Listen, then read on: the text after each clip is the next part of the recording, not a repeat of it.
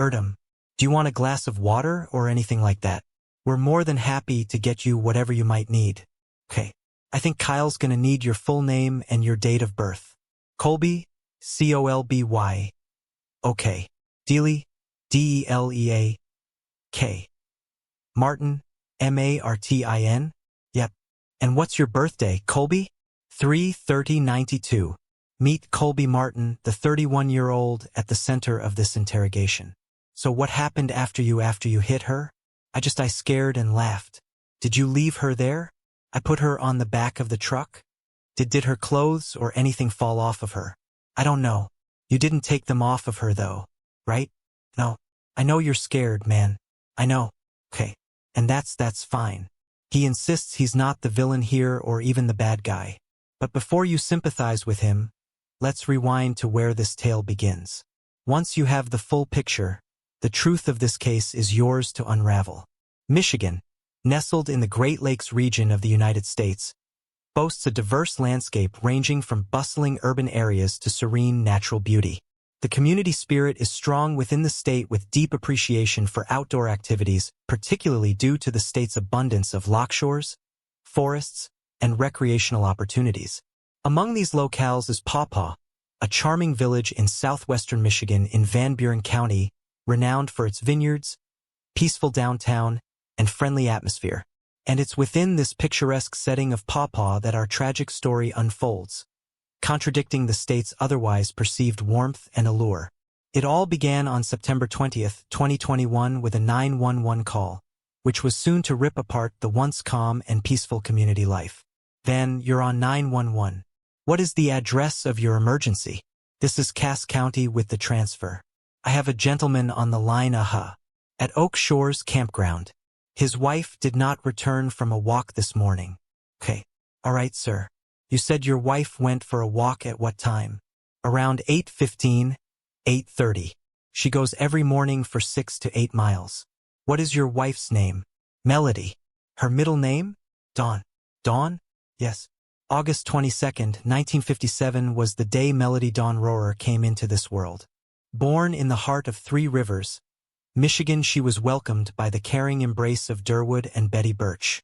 Her journey unfolded in the halls of Three Rivers High School, culminating in her graduation in 1975. Barely a year after tossing her graduation hat in celebration, Melody was ready for the next chapter of her life. On June 12, 1976, she exchanged vows with Richard Rohr, the very voice resonating through the 911 call in September 2021. Soon after the marriage, the Rohr's house became a place of joy as the couple welcomed 2 daughters, Brooke Rohr, who eventually married and took the name Chapman, and Jill Rohr, who later married and became Schultz. Over time, Melody approached grandmotherhood, a role that was destined to warmly embrace her. Melody embarked on her professional journey as a registered nurse, commencing her dedicated service at Silver Cross Hospital in Joliet, Illinois, where she offered compassionate care to cardiac care patients. In February 2001, returning to Michigan, she found her place at Bronson Hospital, nurturing patients with the antepartum and postpartum unit. Known for her advocacy for patients, Melody also took on the role of mentor, guiding and inspiring new nurses as they began their careers. After Melody's retirement in 2017, the couple became full-time recreational vehicle travelers, embarking on an Embrace the Journey tour across America. They traversed the country, visiting family, reconnecting with friends, exploring historical landmarks, and basking in the natural beauty of national parks. This journey epitomized their dream life, embracing each moment to the fullest. Outside her career, Melody cherished moments with her beloved family and friends, delighting particularly in spoiling her grandchildren with love and affection. Her passions extended to camping, painting, indulging in arts and crafts, reveling in music, exercising, and maintaining her well-being. Engaging in long walks was one of Melody's ways of caring for herself. However, on September 20th, 2021, what started as a regular stroll took a harrowing turn, an unexpected twist that transformed her usual routine into a truly terrifying experience. What route does she usually take? Sometimes she goes left or right out of the park. I don't know. She walks around the park? No. She exits the park, but she'll go left or right on, I think it's County Road 215. Okay. Depends on the day and what the mood is. I did a circle around areas that I think she walked in. I just saw nothing. As heard in the 911 call, 64-year-old Melody was inexplicably missing. With her absence, investigators were left to rely solely on her race, hair color, and the description of her attire from that ominous walk, marking the only clues in their search. Is she white, black, Hispanic, or Asian? White. Okay. It has not returned back.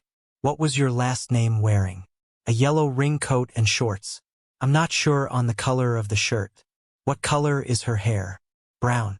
Does she have any glasses? Yes. I think she's wearing them. K. Does she have any tattoos yet? Yes. He has one on her wrist. Okay. Left or right? All right. I believe it's the left. Despite an exhaustive and comprehensive search for Melody, the initial investigation yielded no results except for learning that Melody was last spotted at the 84,000 block of County Road 215 in Hamilton Township. As the critical 48-hour window loomed, the police shifted their strategy. They redirected their attention to Melody's phone, a possession she had with her when she disappeared. The police found that Melody's SIM card had been placed in an unknown Samsung device for a short time during the approximate time of her disappearance. Fortunately, luck was on their side, and it was enough for them to trace it. Acting on this lead, on September 21, 2021, the police found themselves in a Walmart parking lot, where their attention was drawn to a Ford F-150 to which Melody's phone had been traced. The vehicle exhibited conspicuous damage to its front side. What heightened their interest was the realization that the car wasn't vacant. The driver was still seated inside. The man was identified as 29-year-old Colby DeLee Martin. Martin was in the driver's seat. However, Melody was nowhere to be found, and the worst possible end to this missing person case was about to be unveiled. Melody was dead. Some might question the assumption that she was deceased, but let's explore the real story together for clarification.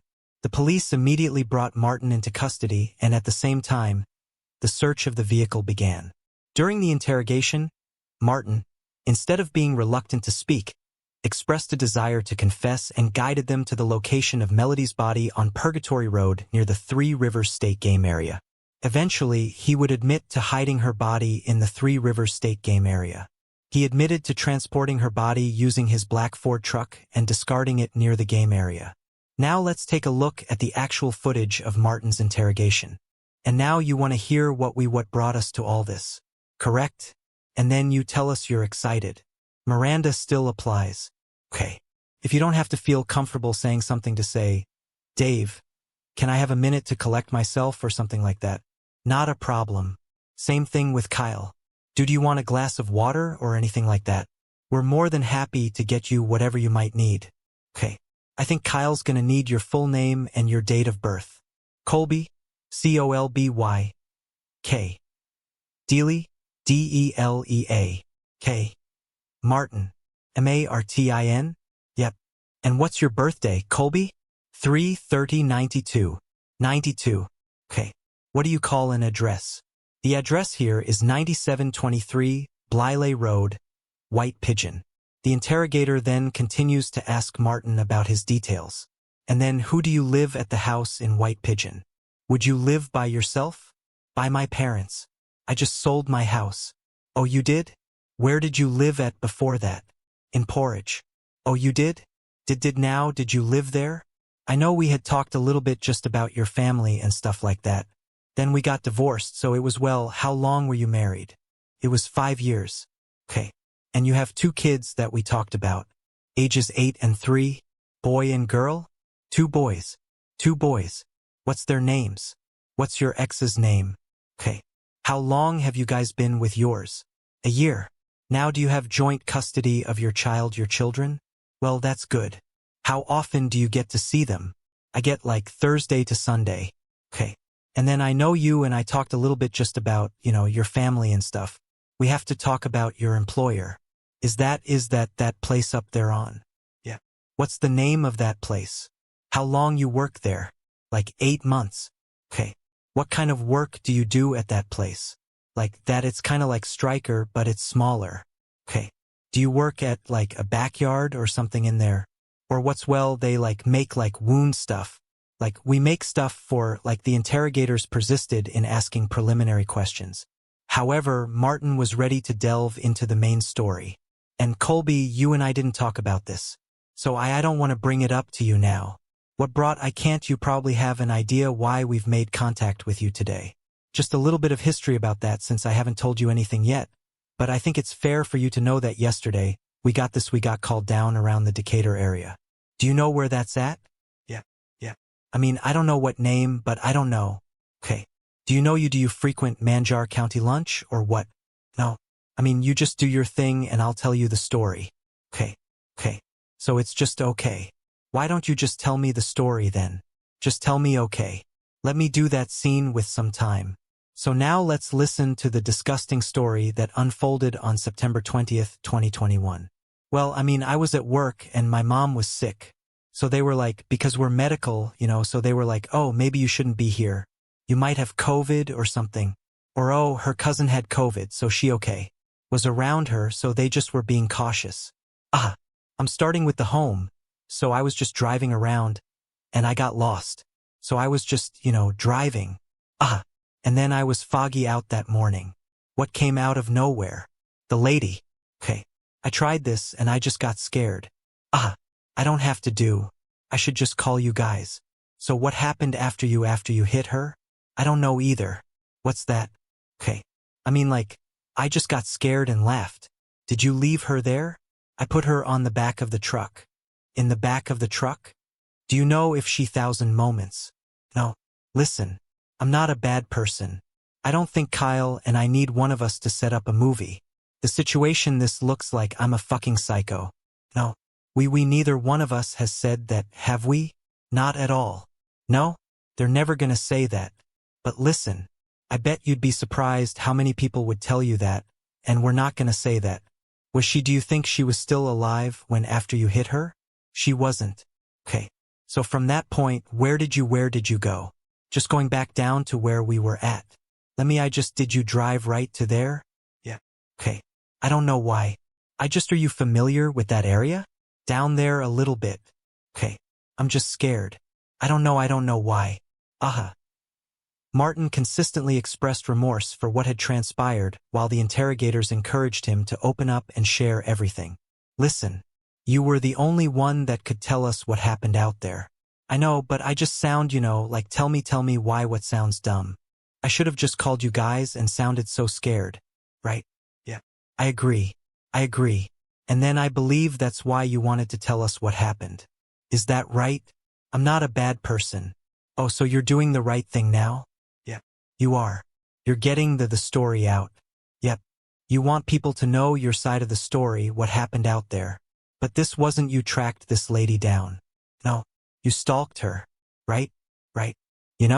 And by you telling Kyle and I what happened out there, we've got the story of what happened. Because otherwise, we wouldn't know. I spoke my ass really bad. I believe you. Nevertheless, the interrogation was far from over, and it was about to move in a different direction. All right. And then tell me about her cell phone. I didn't see a cell phone. How did her SIM card get put into your cell phone? My SIM card? Her SIM card put into your cell phone. How? I don't know. That's what we're asking you. That's how we're able to locate who you were. Remember, I didn't tell you anything about this. I'm bringing you up to your cell phone. Yeah. That's how we are able to develop you as a person of interest is because your two phones were moving together and mirroring off each other, and then the information was that her SIM card was put into your phone. But that's not the case. I didn't take it out. Okay. I don't even have, the push button. I don't even know how to get my own. Did I, no. I didn't take it out, though. I don't know. Do you remember what you did with her cell phone? Was that her pocket? I don't know. I didn't see her phone, though. Okay. All right. So maybe her phone might still be with her? I don't know. Okay. You didn't do anything with her phone. Okay. And then 1 o'clock. Okay. It seemed that Martin had convinced the interrogators that he hadn't found her cell phone. However, there were many other undisclosed details awaiting revelation. The police sensed discrepancies during the interrogation, especially when asking if he had any involvement with Melody after the incident and before disposing of her lifeless body. So which, once you put her in there, did her clothes or anything fall off of her? I didn't. And I'm just asking you just to touch your knowledge. I mean, because, Kyle and I didn't go up there where you pointed her out to us. I don't know. I didn't really, you know what I mean? Like, you didn't take them off of her though, right? No. Okay. All right. Just have to ask. Yep. Some observers might question why the interrogator wasn't directly confronting or accusing Martin of being involved in something more than just hitting Melody with a car. However, the interrogator was employing a method characterized by empathy and repetition. In this style of questioning, the goal is to understand the individual in front of them. By building rapport and empathy, the interrogator can aim to create an environment where the person being questioned might gradually open up and share secrets they wouldn't typically divulge. Here's how the interrogator proceeded with this approach. Tell me what's going through your mind today. My voiceover. Why do you think that? I'd live with that for now. Okay. But don't you think what you're doing it by coming forward and by coming to Kyle and I or to us when they're out there, but then I want a good job now and all that shit? Everybody, this is not the end of the world. You made a mistake. I started getting my shit together, and now I'm back. Tell me how you get what happened? Does something happen in your life before that? Well, I just started a divorce. Okay. That was hard and my son was taking it hard. Yeah. Divorces are hard. The interrogator employed various strategies to establish trust with Martin, even attempting to provide him with emotional support and comfort to make him feel better during the interrogation process. At times, he even talked to him like they were friends and like he was interested in learning about Martin.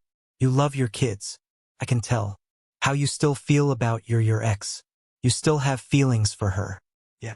About her feelings back for you. You know what I mean? So not now. She doesn't know about this. Oh, she's gonna find out. She doesn't know about this. That's why it's gonna be on paper. She doesn't know about this. You know? Were you guys trying to reconcile it all or not? Or has she moved on? I have a girlfriend. You do? Okay.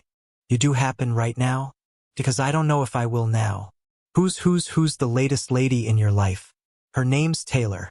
Taylor. Do you mind me asking what Taylor is my name? I don't talk to her. I just wonder.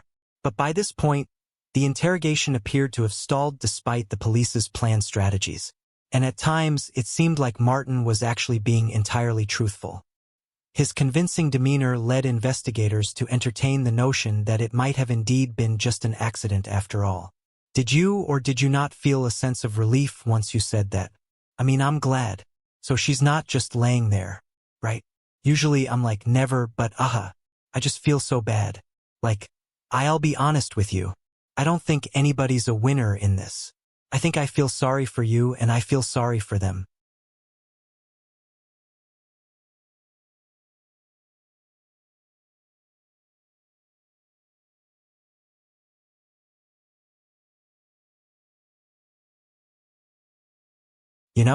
Just that's why they call them accidents.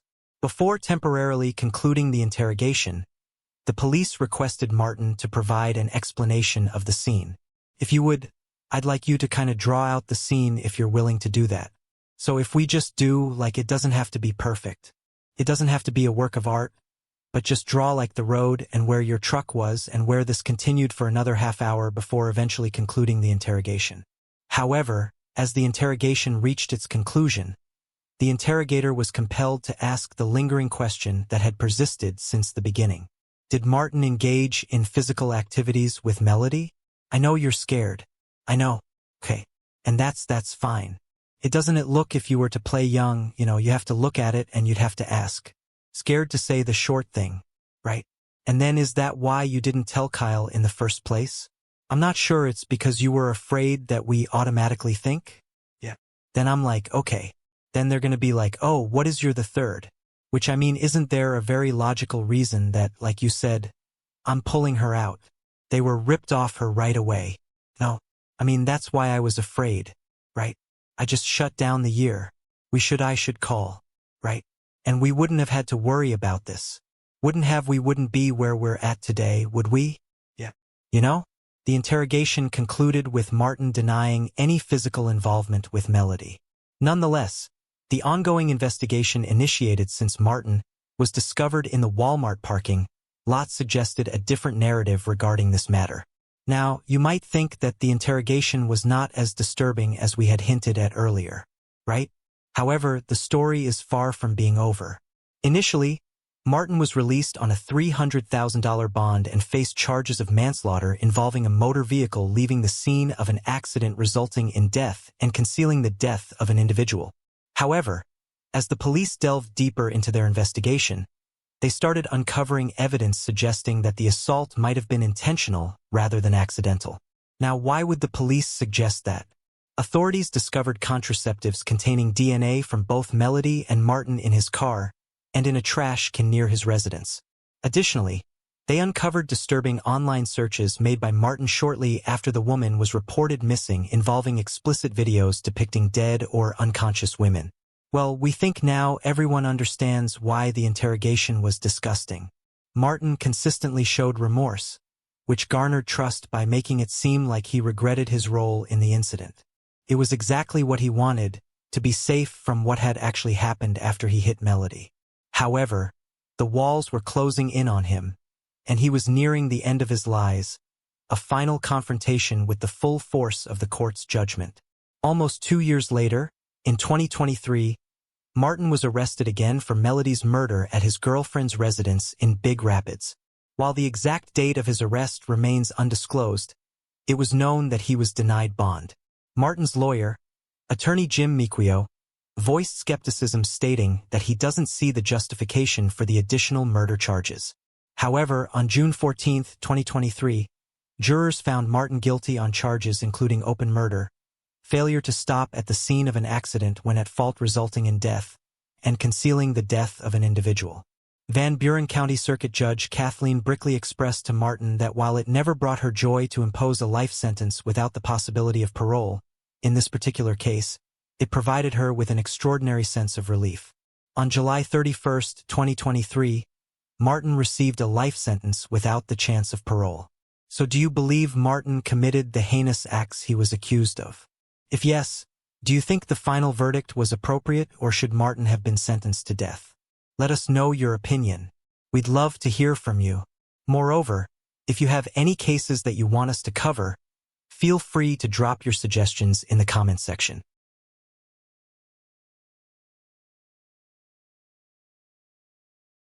You know what this conversation was going to be about?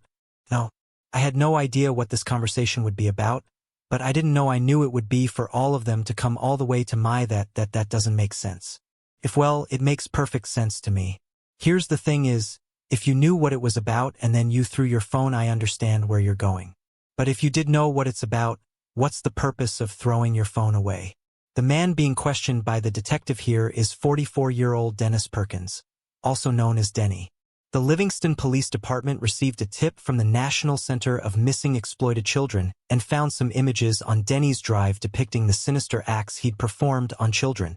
The original NCMEC cyber tip that I received came from Adobe, where there was some photoshopped images of child. So I don't know child. Yes. Images of children. Yes.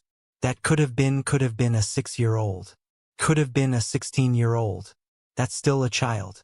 I'm not saying that's what it was. I'm saying under the age of 17 is child. Denny went as far as engaging in intimate activities with these children, forcing them to do unspeakable things for his own pleasure. The worst part was that Denny captured all of his dirty acts on camera so he could watch them anytime and engage in self-pleasure. Another shocking thing about this case was that Denny himself was the commander of the Livingston Parish Sheriff's Office SWAT unit. But that wasn't all. If you think he acted alone, you're mistaken. Detectives also brought in Denny's wife, 34-year-old Cynthia Perkins, for a round of questioning regarding the same concerns. Cynthia was a junior high teacher and was a part of these filthy acts against children as much as Denny was. A particular set of images on Denny's drive showed him lacing some cupcake batter with his bodily fluids, which were later shown being consumed by Cynthia's students. And this was only the tip of the iceberg. The horrors that came to light later in the case left the town of Livingston in great shock. The sinister games Denny and Cynthia played with these children finally came to a halt on October 22, 2019, when the couple was arrested by Livingston police. It was shocking that the ones who are supposed to protect, the ones who are looked upon, the ones who are expected to be trusted the most, turned out to be the cruel ones. Due to the sensitive nature of the case, the identities of the victims and their relations to the perpetrators had been kept a secret to protect their identities. But what was brought to light was the utterly disturbing nature of the crime Cynthia and Denny had committed against their victims. What more could Cynthia and Dennis have possibly done to these young souls? Were there any more children or adults who fell prey to this wicked couple? Cynthia was born on April 13, 1985 to Gregory and Angela Thompson. She grew up with her siblings Patricia and Paul and had a seemingly ordinary childhood. As she grew older and completed her education, she married a man named James Jones. Initially, Cynthia and James went on to have a pretty normal married life, and with time, the couple welcomed 3 children named Alyssa, Carter, and Evan. The children grew up in the family home in Louisiana, where Cynthia started her teaching career at Live Oak Middle School in February 2012. She later transferred to North Live Oak Elementary School in February 2013, and then to Westside Junior High School in February 2016, where she taught until February 2019. However, at some point in their marriage, things started to get shaky, and eventually, James and Cynthia went through a divorce. Following the divorce, Cynthia met and quickly fell in love with Dennis Perkins, who was also known as Denny. Denny Perkins was born on August 13, 1975 to Dennis Warren Perkins and Rebecca Allen. Just like Cynthia, Denny too had a normal childhood. He grew up and pursued a career in law enforcement. During this time, he got into a relationship with a woman named Darla Gale Hood. The two got married later and had a son named Devin Perkins. However, their romantic bliss was short-lived.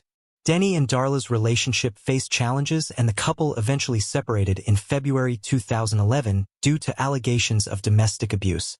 Even after their separation, Denny still kept tabs on Darla.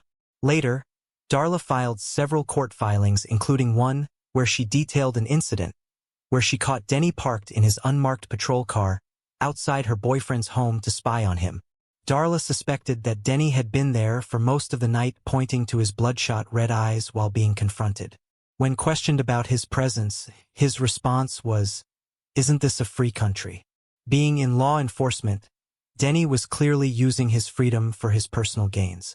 In the filed complaint, Darla detailed that Denny engaged in harassing behavior. He'd started making troubling phone calls and sending threatening text messages to Darla. Additionally, Darla accused him of installing a keystroke logger on her computer, aiming to gain unauthorized access to her private data and personal accounts. Once he obtained access, he went through her emails and contacted men she had communicated with. Then Denny threatened these men as well and ordered them to stay away from Darla. Most distressingly, he manipulated their shared child and used him as a tool in his attempts to control and express jealousy. He frequently threatened to take their son away from Darla, denying her visitation rights. Clearly, Denny exhibited toxic traits of dominance and resentment. Eventually, Darla remarried and Denny did so too. This time around, he entered into a marriage with Shannon Jackson, which not so surprisingly also ended in a divorce. Following the failures of their respective relationships, Denny and Cynthia eventually found each other. On December 7, 2018, they left their old lives behind and tied the knot in Las Vegas. At that time, Denny served as the head of a SWAT team for the Livingston Sheriff's Office, while Cynthia continued her career as a middle school teacher. Externally, they appeared to be an ideal couple. To the unsuspecting world, Cynthia and Dennis were two individuals who, despite having had previous unsuccessful marriages, were deeply in love. They held respected professional positions and shared 4 beautiful children between them. In 2019, Cynthia and Denny faced a significant upheaval as all their hidden disturbing secrets were exposed to the world. On September 23, 2019, the Louisiana Bureau of Investigation, or simply LBI, received a cyber tip report from the National Center of Missing and Exploited Children. This tip contained information about the potential distribution of explicit images involving harm to children. Upon tracing the IP addresses associated with the images which have been uploaded on Adobe, LBI agents discovered a connection to Denny and Cynthia's residence on Rosalie Drive in Denham Springs.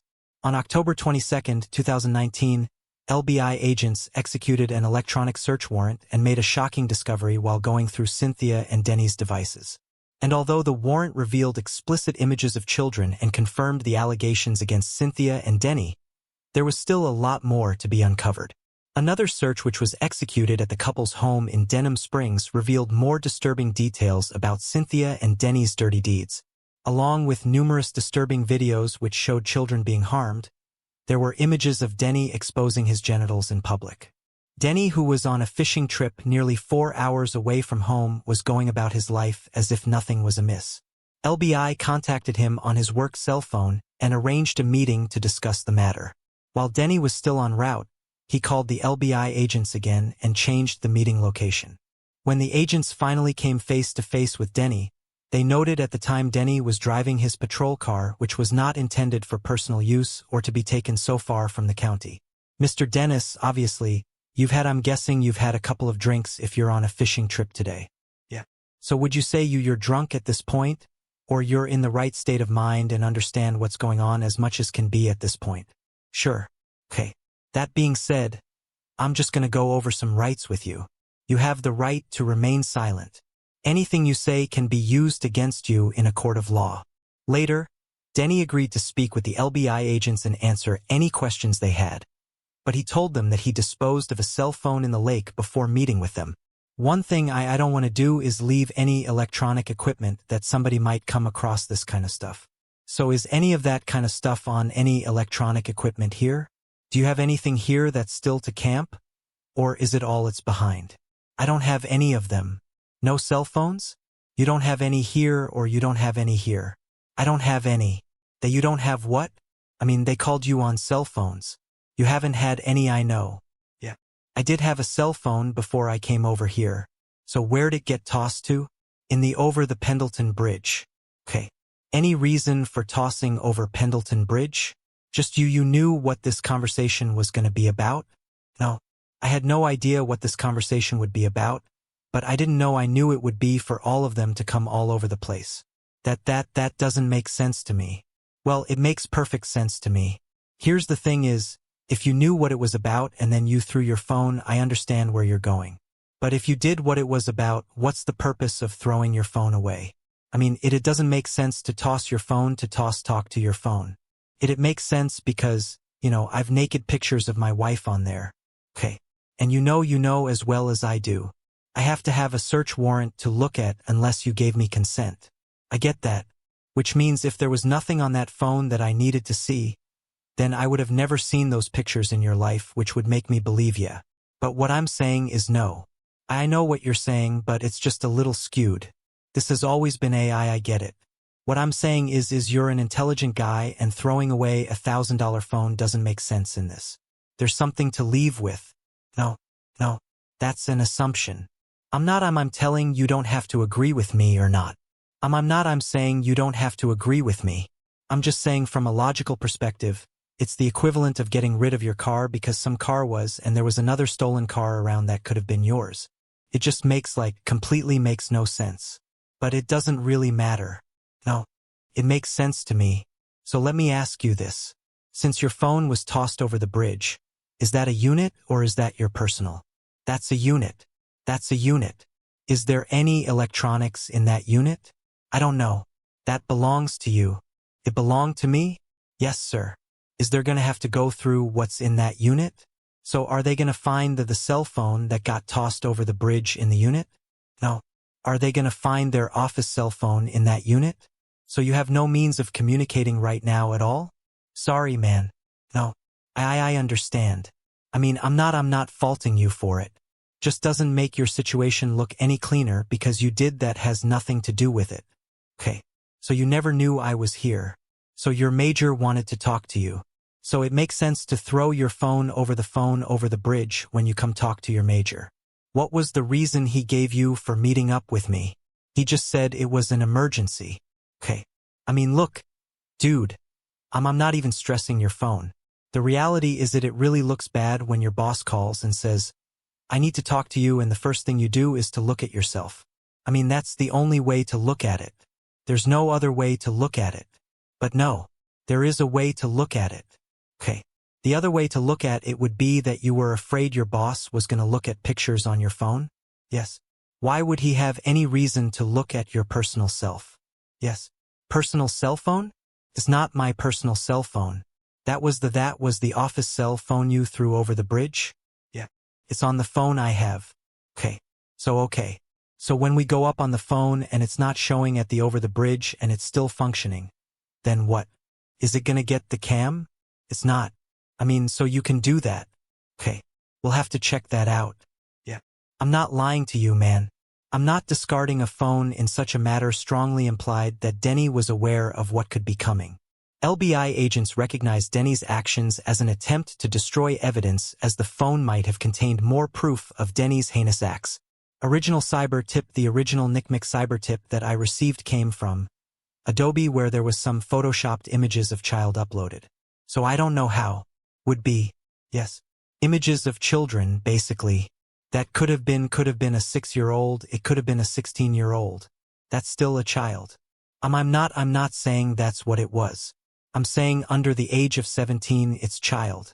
I can tell you from that point, we did a search warrant to the account, which the Gmail account was. Remember the Gmail account name offhand? Good. Which I believe was one of your accounts. So we did a search warrant to that account, and then we did a search warrant to the Adobe account. I can tell Adobe account we found 3 images of child, and in the Gmail account we found your driver's license, and I'm assuming a contract for your boat and things like that, kind of confirming that was your account. So that's what I'm saying, is that that's kind of where we are at this moment. I would like to kind of hit it, bro. I mean, I wish I could see what you're talking about. I don't understand. Does anybody else have access to the Adobe or to the that you know of offhand? I don't know. I mean, those things stay open, you know, like I don't know. Okay. I can tell you that there's a number of images that were photoshopped. A number of things like pictures of some girls that were at schools. It's like some juvenile high school type schools or like junior high type schools, where the picture was then photoshopped to where, I'm assuming it would have been yourself being photoshopped into a sexual position with that girl. Was that just kind of a playing around being stupid type thing? Or was that a you and your wife kind of bouncing pictures back and forth? Or how'd that thing come about? I know you got a million things going on in your head, and I know you have a million stories you're reversing or explanations you're trying to get straight. You got 2 options, really. You need to kind of give me the reality of where we are, or we have no option but to go with what the images and the photoshops and pictures look like. And they paint a really bad picture. Yeah. I understand what you're saying, but there's really no good picture to look at, but it's bad or worse is what we're looking at this point. And I think we're at the bad spot, not the worst spot. I don't think you're the guy gonna be out there trying to kidnap kids. I think you just got wrapped up in some stupid shit. Initially cooperative and responsive, Denny changed his stance once Denny immediately stopped talking and asked for an attorney. Consequently, Denny was arrested on charges of obstruction of justice related to the discarded phone and the warrants issued by LBI for those explicit media. Later, he was transported back to Livingston Parish. As the evening progressed on the night of the execution of the search warrant, Cynthia, completely unaware of what was going on, returned to her home, where she was met by LBI agents seeking her for an interrogation session. Initially, Cynthia was cooperative. She agreed to comply with the line of questioning. I was being shady, so I would just send like any picture I took on my phone wearing the blazer all the day. I would just send it. Okay. Because he would say deleting pictures from my phone is shady. You know, like, are you being shady? Are you being shady? You always joke around. I thought he was joking and saying that. I'm like, I'll just send you everything. But I took a picture of my shoe. You want to see it? Kind of thing. You know? Because it's like, I keep my phone on me at all times in my classroom. I use it as a timer while I'm teaching. So you're just kind of randomly sending him pictures because he was being kind of overbearing as far as what you were doing on your phone? Well, yeah. There may have been stuff that was randomly taken just from my phone being on camera. There's really hidden cameras in my baby's bed. Do you continue? Did they always know that you were taking a picture of them? My students? Yeah. Unless I inadvertently took pictures, whatever. Like, whenever I had my phone on me, like, sometimes I would, like, touch the side of it to turn it off and inadvertently take a picture. But if I'm taking pictures of them, they know I'm taking pictures of them. Okay. So I would think that they would know I'm taking pictures. I mean, they know I'm taking pictures.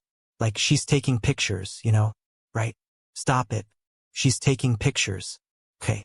So the picture then where you're sitting in a chair and there's a girl sitting in a chair or a desk, kind of like just catty corner to you, and the picture that you took is basically like if somebody just took a picture of my legs and like maybe all you could see was from here down. Do you remember taking a picture like that? Because that looks, yeah, like a little bit more than an accident. Like, it's not, blurry or anything like that if you accidentally took it. Was it cropped? I don't think so because we'll pull them in here. I don't think it was cropped. Do you sometimes crop the pictures? Yeah. I mean, I crop pictures whenever I take them if it's something. What would make you crop the picture? What would be the reason behind that? Like, if I'm taking a picture of one person and there's other thing from the background, I would crop the picture. Okay. Would there ever be a time that maybe you did take a picture of a student from head to toe and then for whatever reason you just cropped out their face or the top portion of them? No. Oh my gosh. I'm just no. Well, I was thinking maybe if there was like a privacy issue or something like that. Yeah. And you would blow it out their face if you don't, yeah.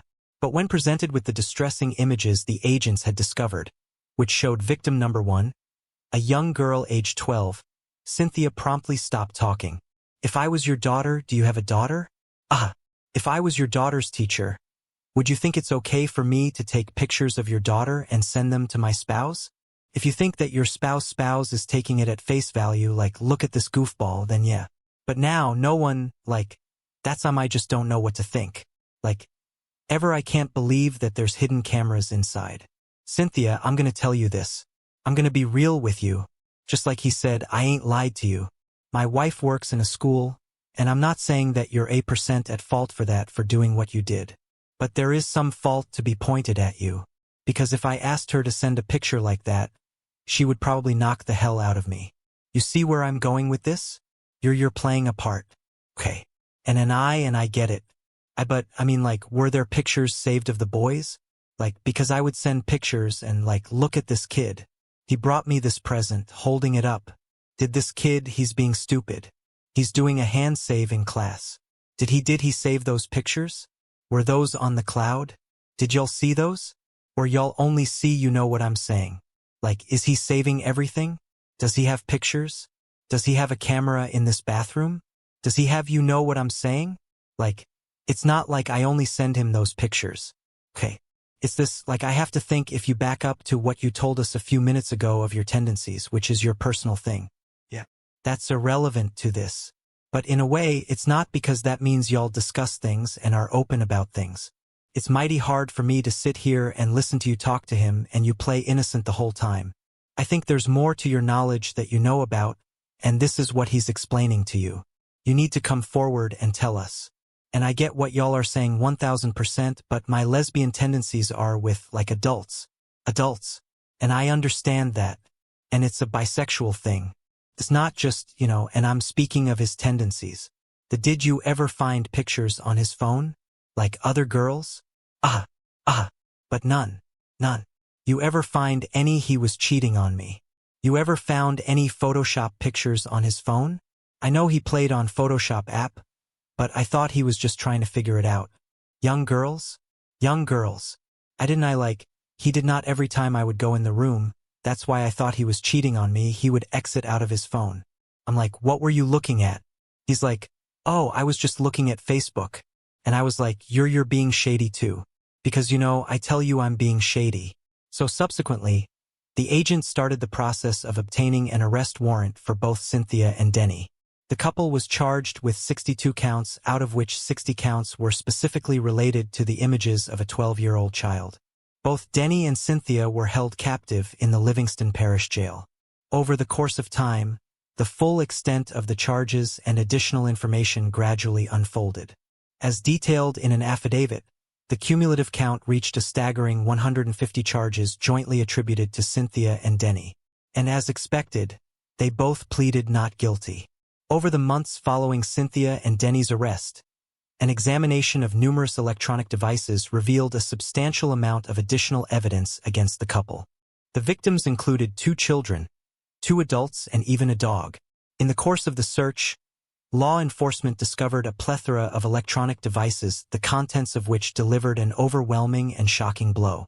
LBI agents made a gut-wrenching revelation that was utterly horrifying and disgusting and left everyone stunned. First of all, it was an alarming case for sure. This all started in February when these 2 individuals, a deputy in Livingston Parish and his teacher wife who was a middle school teacher, got caught by Adobe. They were photoshopping things. Adobe turned them into authorities in Louisiana, which launched an investigation. Authorities with the Attorney General's office showed up at the couple's house. They found a safe full of hard drives, computers, thumb drives, things like that, and all of it was encrypted with a software called Keep My Data Safe. And so, essentially, they had to come in and decode everything. And when they decoded everything, they were alarmed at what they saw. They saw a child. They saw a child. Law enforcement found approximately 60 files, which included videos and photos of a 12-year-old girl who was referred to as child victim number 1. These explicit photos and videos showed child victim number 1 being forced into performing erotic acts on Denny, and then Denny engaging in explicit acts with a young girl. Cynthia and Denny's other child victim was under the age of 17 and was referred to as child victim number 2. There were photos and videos of the couple indulging in explicit acts with this child as well. The most shocking thing was that these images not only showed Denny with the child but also Cynthia. She was a part of these disgusting acts just as much as Denny was. Strange as it may sound, it was not just human interactions that Denny preferred. In one of the videos obtained by the LBI, Denny could be seen half-naked and pleasuring himself while involving a dog. However, the most deranged video found by the LBI agents was the cupcake video, which showed Denny engaged in explicit self-pleasuring acts, and he then contaminated energy drinks and cupcake batter with his own bodily fluids. These cupcakes were eventually consumed by people who are clearly unaware of what was in them. Cynthia had baked those cupcakes and taken them to school where she fed them to her students. There was also, I want to ask you about this. Was there ever a time that your husband delivered, like, petit four cakes to your classroom? Do you remember that where he brought snacks for the class or something like that, like small cakes? Petafores, I mean, do you remember that? He brought some for me once. Oh, it was for you? Did you share them with your students? Okay. When was that? It was last school year or 2 school years ago. 2 school years ago. Do you remember if he was working when he brought you those? Was he in uniform in a gym then? Or was it his off day? I think it was an off day. I'm sorry? I think it was an off day, but I really can't remember. And that's okay, especially if it was 2 years ago. I don't blame him. Even that. He brought me because I love the divorce. Right? Who doesn't? Okay. So he brought you a treat at school, but you don't remember necessarily sharing them with a student, or taking a picture of a student eating one. Okay. We have some video. Okay. And that's why, because there's some pictures in there of, and I don't know if he photoshopped them or what exactly it is involving those petitfours, some indecent kind of stuff. And we just were trying to make sure that a student didn't inadvertently eat a petit for that, okay? So you don't generally share your snacks with your kids? No. Okay. I mean, sometimes I do. If I do, it's for a reward for something. Yeah. It's probably not your petitfours. No. That's expensive. And you don't have enough for everybody. So no. Okay. So you don't remember doing that? Because he has a picture of a kid eating a petitfour. And we may be able to pull up that picture and show it to you if we have it. I'm sure we do, just whether we have it here. So tell me about, because I did see some of the picture. No. But, I mean, I'll generally, take pictures of my students. Haven't really, this school year I've been busier, but I like to take a lot of pictures of my students just because, and that makes sense. Some of the pictures, though there were some images where you're to some pastries of some kind, and then very shortly after, kids were eating these pastries. So how did the kids get pastries to begin with? Did you give them to the kids? Or did your wife give them to the kids? I'm not saying they're the same items. They might be. I don't know. But how did they get the pastries to begin with? Did you hand them or did your wife hand them to me? Dan, you gotta talk to me. So I said, that's the question I need the answer to. There's some propels in my boat. Can I get one or you get one? Or a drink? Yeah. We'll get a 20-second order. Yeah. We'll get you one. I really just go back to the gym or wherever you're going. We're going to. Again, that's the question I really need the answer to. I know you need answers, man. I just really not. I don't care. Here's my things. Case-wise, I don't care about it.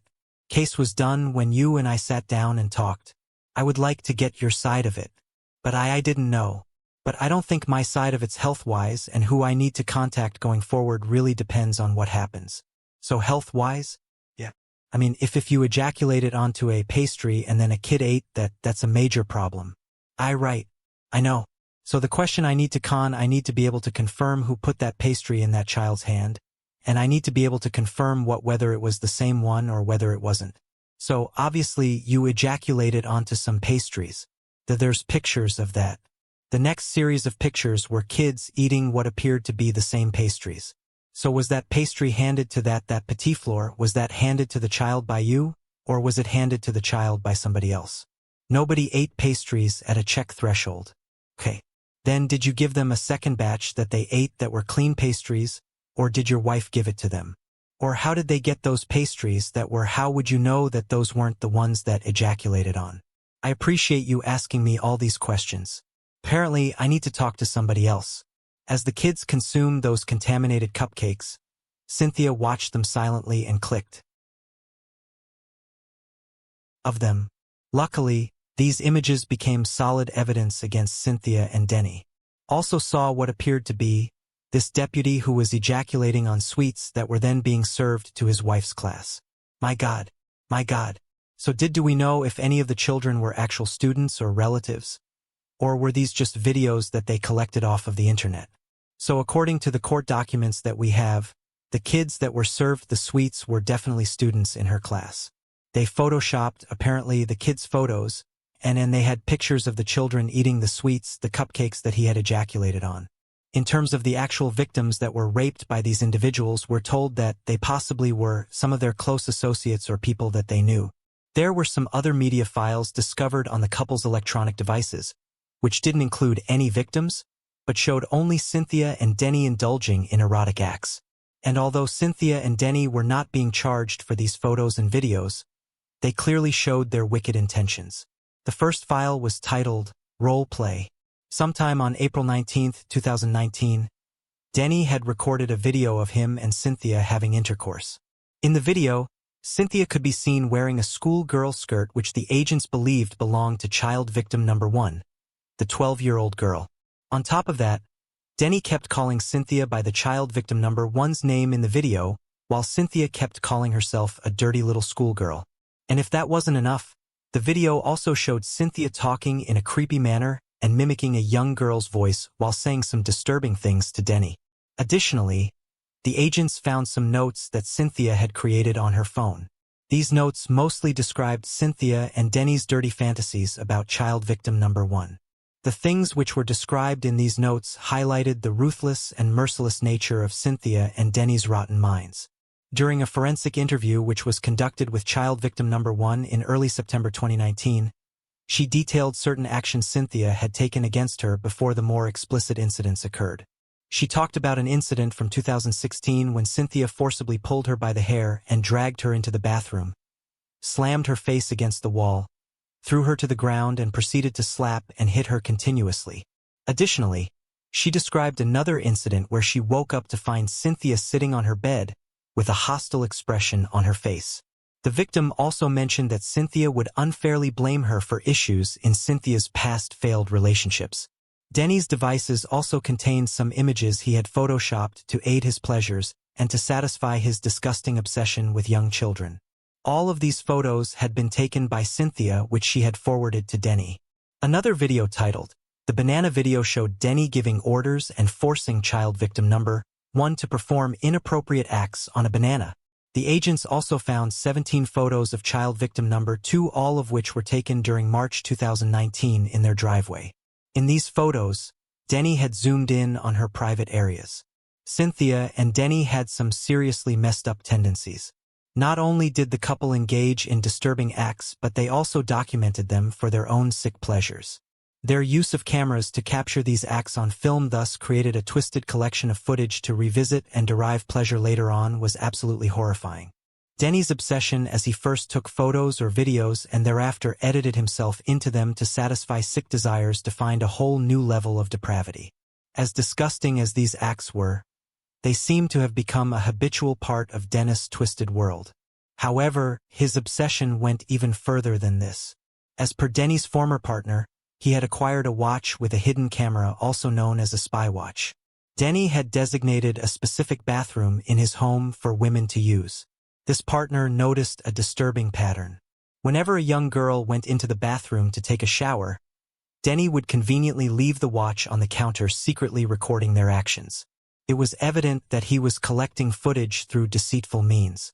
When confronted by his ex-partner about this, Dennis completely lost control.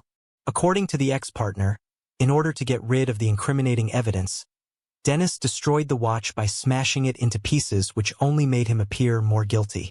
Denny didn't limit his sick agenda to his personal devices alone.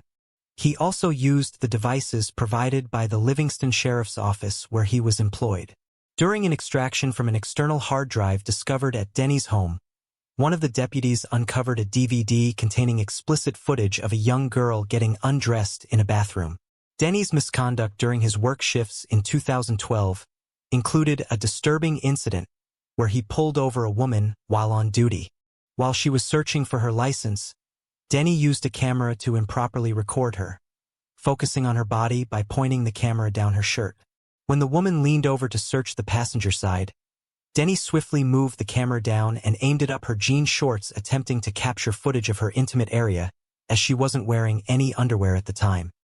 He repeated this inappropriate behavior 3 times as he continuously encouraged her to bend over and search, all while she remained unaware of being recorded.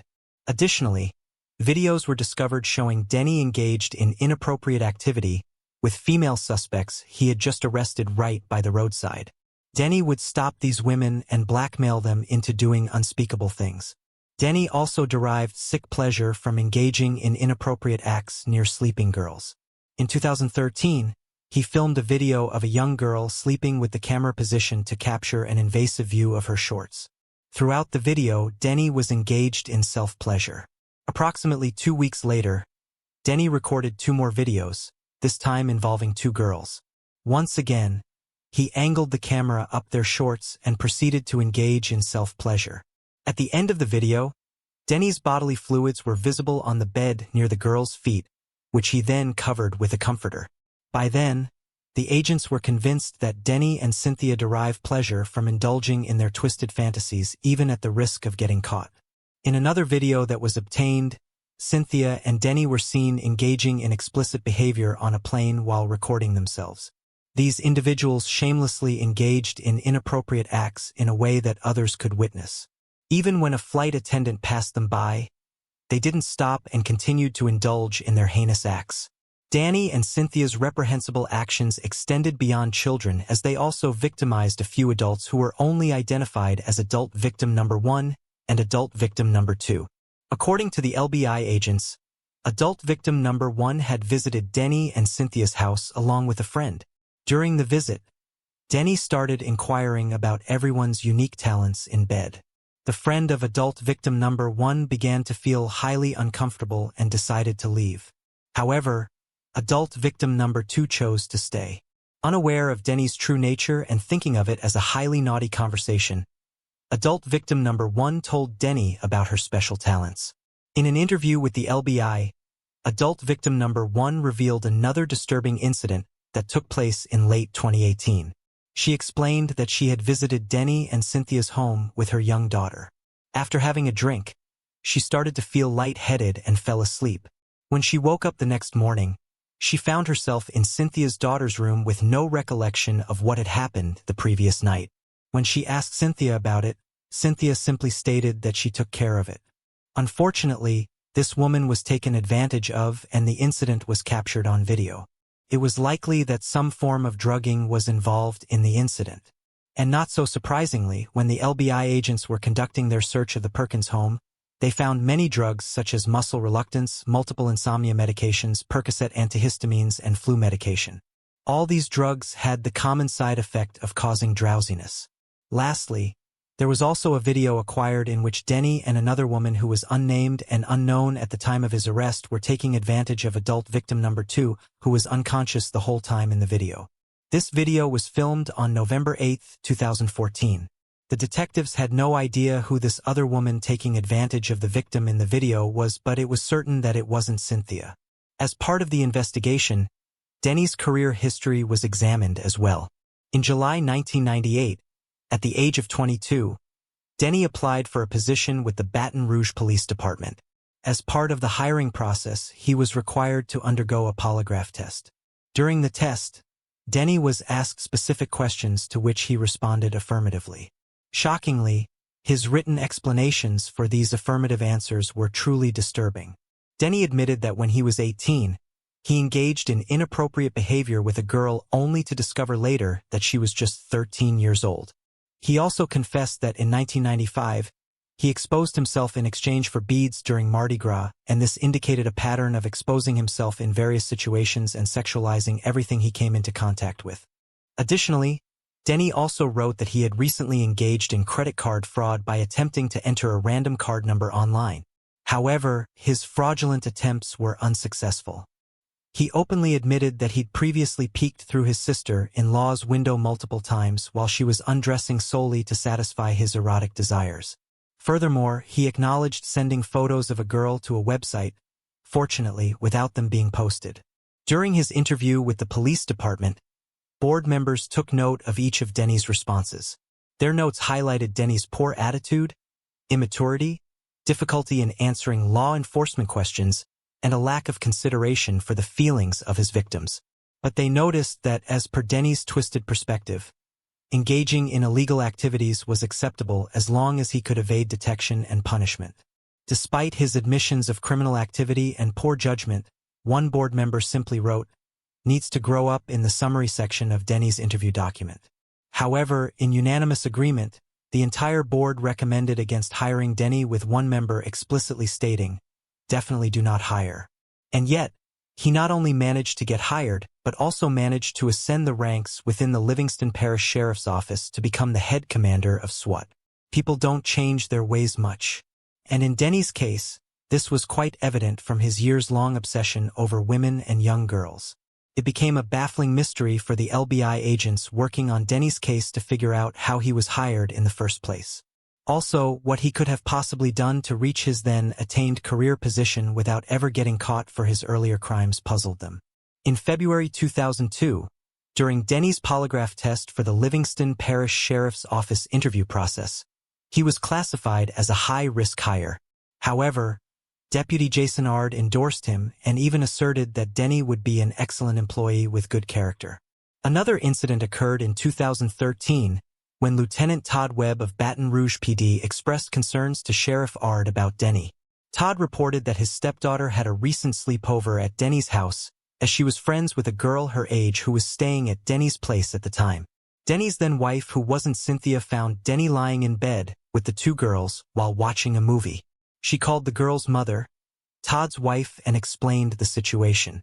And although she didn't specify why she called the girl's mother, she just had a gut feeling about Denny's ill intentions. Todd's wife didn't think much into the whole situation and let it slide off. The girl didn't return home that night and instead stayed over at Denny's house. Following this, Todd and his wife promptly took the girl to a counselor where she disclosed that during the time she spent at Denny's house, Denny would chase her into a room, restrain her, and engage in inappropriate behavior under the guise of playing Tickle Monster. Todd subsequently arranged a meeting with Sheriff Ard expressing his concerns and stated his desire to keep Denny away from him and his family. A few days later, while Todd was at a gas station with his family, he observed Denny slowly circling around them in what he perceived as an intimidation tactic. To address this unsettling behavior, Todd had to escalate the matter through the chain of command. Unfortunately, Because Denny's actions with the little girl were not technically illegal, no disciplinary actions were taken. While not necessarily illegal, the conduct exhibited by Denny was certainly inappropriate and suggestive of grooming behavior. In 2014, another complaint emerged seemingly from a fellow law enforcement officer at the Baton Rouge Police Department. This officer asserted that his wife had recently had an affair with Denny, and that Denny had also engaged in inappropriate behavior, including tickling with his daughter. Coming back to Denny and Cynthia's arrest on October 22, 2019, as the LBI agents presented all the evidence found against the couple, Denny was immediately fired while Cynthia handed in her resignation just a day after her arrest. Nevertheless, Cynthia and Denny's arrest didn't stop their present workplaces from facing huge repercussions. As the investigation unfolded, the Livingston Parish Sheriff's Office drew considerable criticism as it became apparent that Denny's questionable past and seemingly sick behavior had been overlooked. In particular, it raised questions about whether Sheriff Jason Ard had neglected significant red flags such as the 1998 polygraph test, while clearing him to be hired in the department. Additionally, a total of 4 lawsuits were filed in connection with Denny, Cynthia, and her school board. The mother of one victim filed a lawsuit because her daughter had consumed the tainted cupcakes that Cynthia had brought and distributed at the school.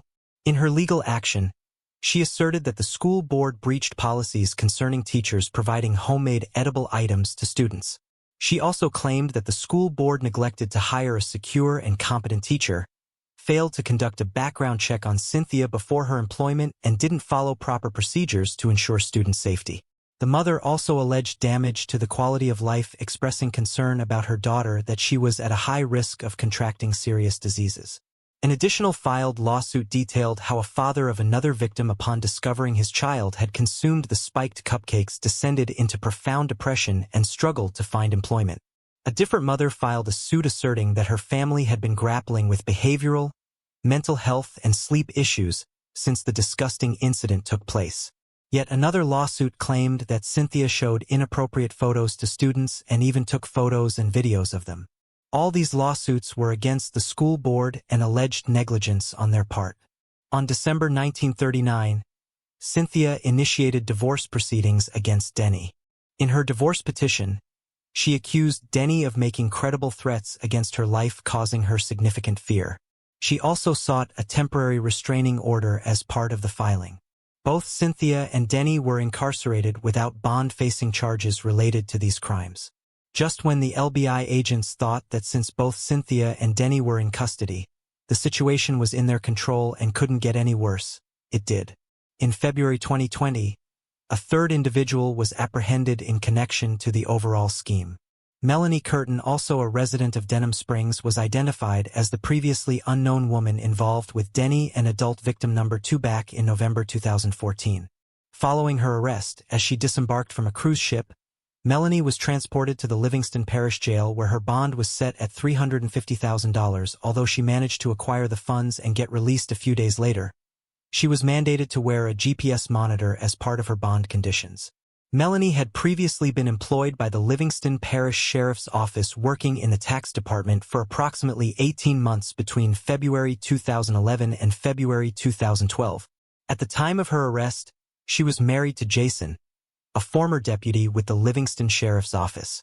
Livingston Parish teacher Cynthia Perkins accepting a plea deal today from prosecutors in exchange for testifying against her estranged husband, Dennis Perkins. And our Ariel Salk was at the courthouse when Cynthia pleaded guilty to multiple sex crimes. Ariel, it sounds like this plea deal caught everyone off by surprise. That's absolutely correct. We were really prepared for at least a 2-week trial. But at the last minute, there was a plea deal that spared the victims the trauma of going into court. While Perkins accepts guilt, she will spend the next 4 decades behind bars. On February 14, 2022, Cynthia opted to accept a plea deal. According to the plea deal, Cynthia would be charged with 3 counts of second-degree assault in an explicit manner, mingling of harmful substances, and a count of production of inappropriate child images. As part of the plea agreement, Cynthia committed to testifying against her ex-husband, Denny. And in return, she was given a 41-year sentence. So she divorced him, and if it gives you any indication of what their plan of attack is, they immediately filed for divorce. She actually just struck a plea deal with some of the prosecutors here. So she now has to testify against him at trial, and she has agreed to do that in exchange for what some people in this area are calling a light sentence. She'll probably do about 40 years and will probably be eligible for good times, so maybe 20 years.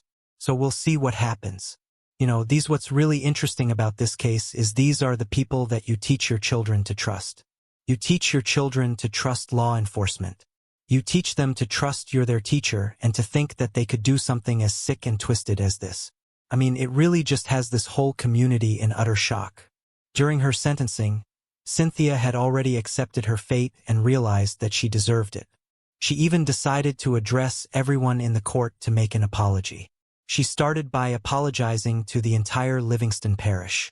She told her friends, her co-workers, her family, and her students that she deeply regretted her actions, and Anne was extremely sorry for what she had done.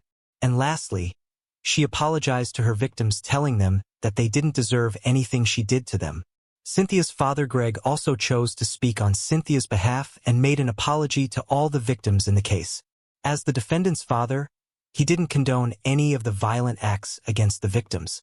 He made a special apology to the child victims and Cynthia's students at the junior high she was employed at. Greg made a special apology to child victim number 1, saying that he dearly loved her. Since the identities of all the victims were kept a secret, this statement made everyone wonder whether child victim number 1 was related to Cynthia's family in any way. However, right after this apology, he also made an attempt to do some damage control and defend his daughter as much as he could. He said that Cynthia's kids were her life, and being a mother, she would do anything for them. And to come to terms with what Cynthia had done to her victims was hard for them. Greg added that Cynthia's behavior started to change as soon as she met Denny. According to Greg, Denny forced Cynthia into indulging in those heinous acts. He also shared that before anything else, Cynthia was a victim of Denny too.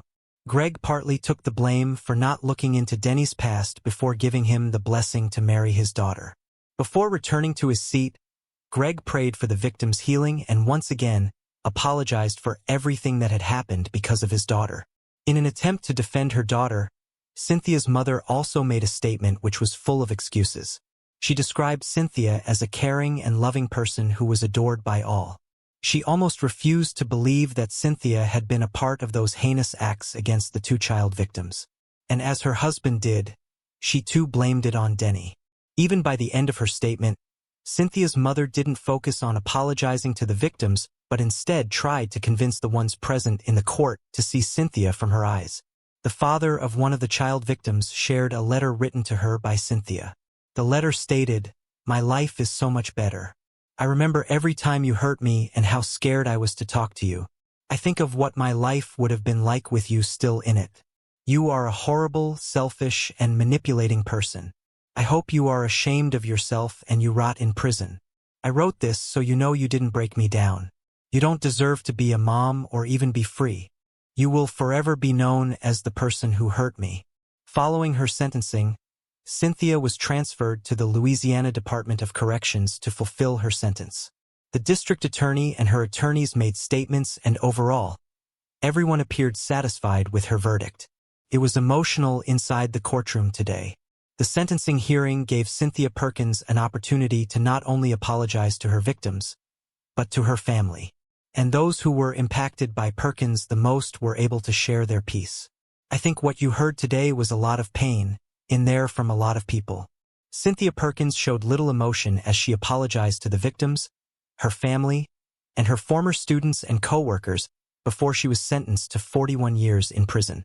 Perkins pled guilty to multiple sex crimes, including "It really goes to show you the damage that people can do with these evil acts."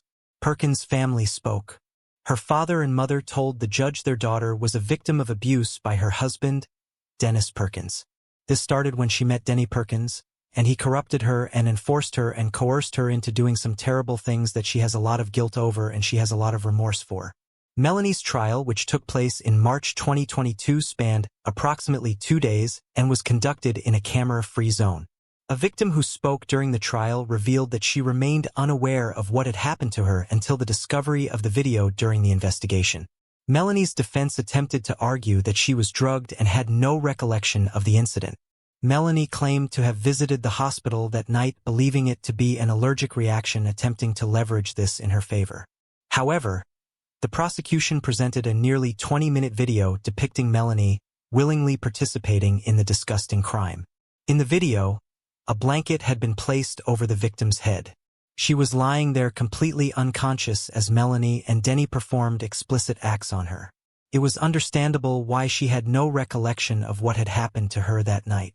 She mentioned that Denny had proposed the idea of having a threesome before, which made her really uncomfortable. She was absolutely unaware of the recorded incident and expressed a desire to literally die when she was shown some of the footage. The video strongly suggested that she might have been drugged.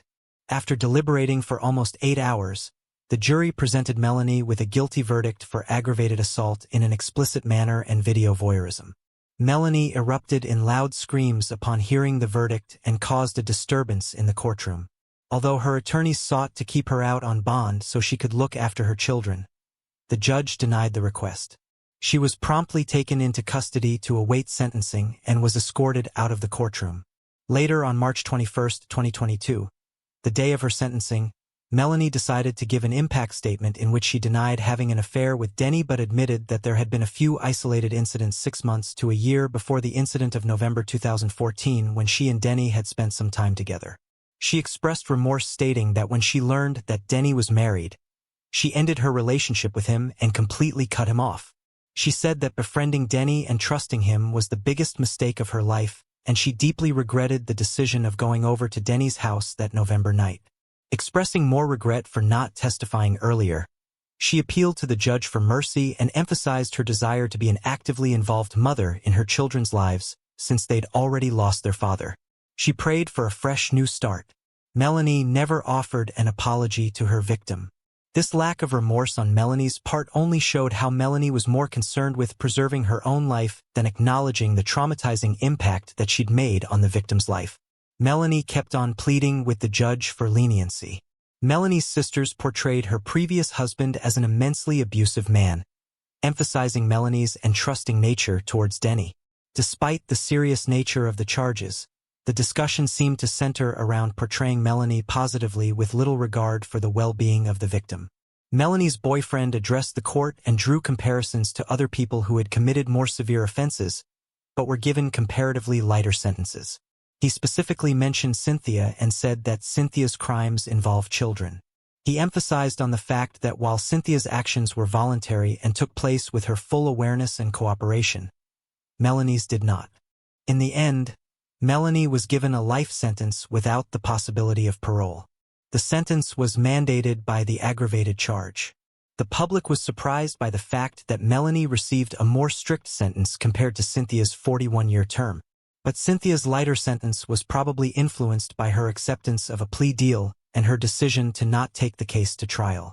This action by Cynthia spared the victims from being subjected to further distress. The legal options chosen by Cynthia were not adopted by Melanie. Hence, by the end, Melanie was given a stricter punishment. Even after the scrutiny from Melanie's family, the judge maintained the original sentence. The victim, through a statement read in court, expressed the profound impact on her life, detailing emotional struggles, anxiety, and panic attacks.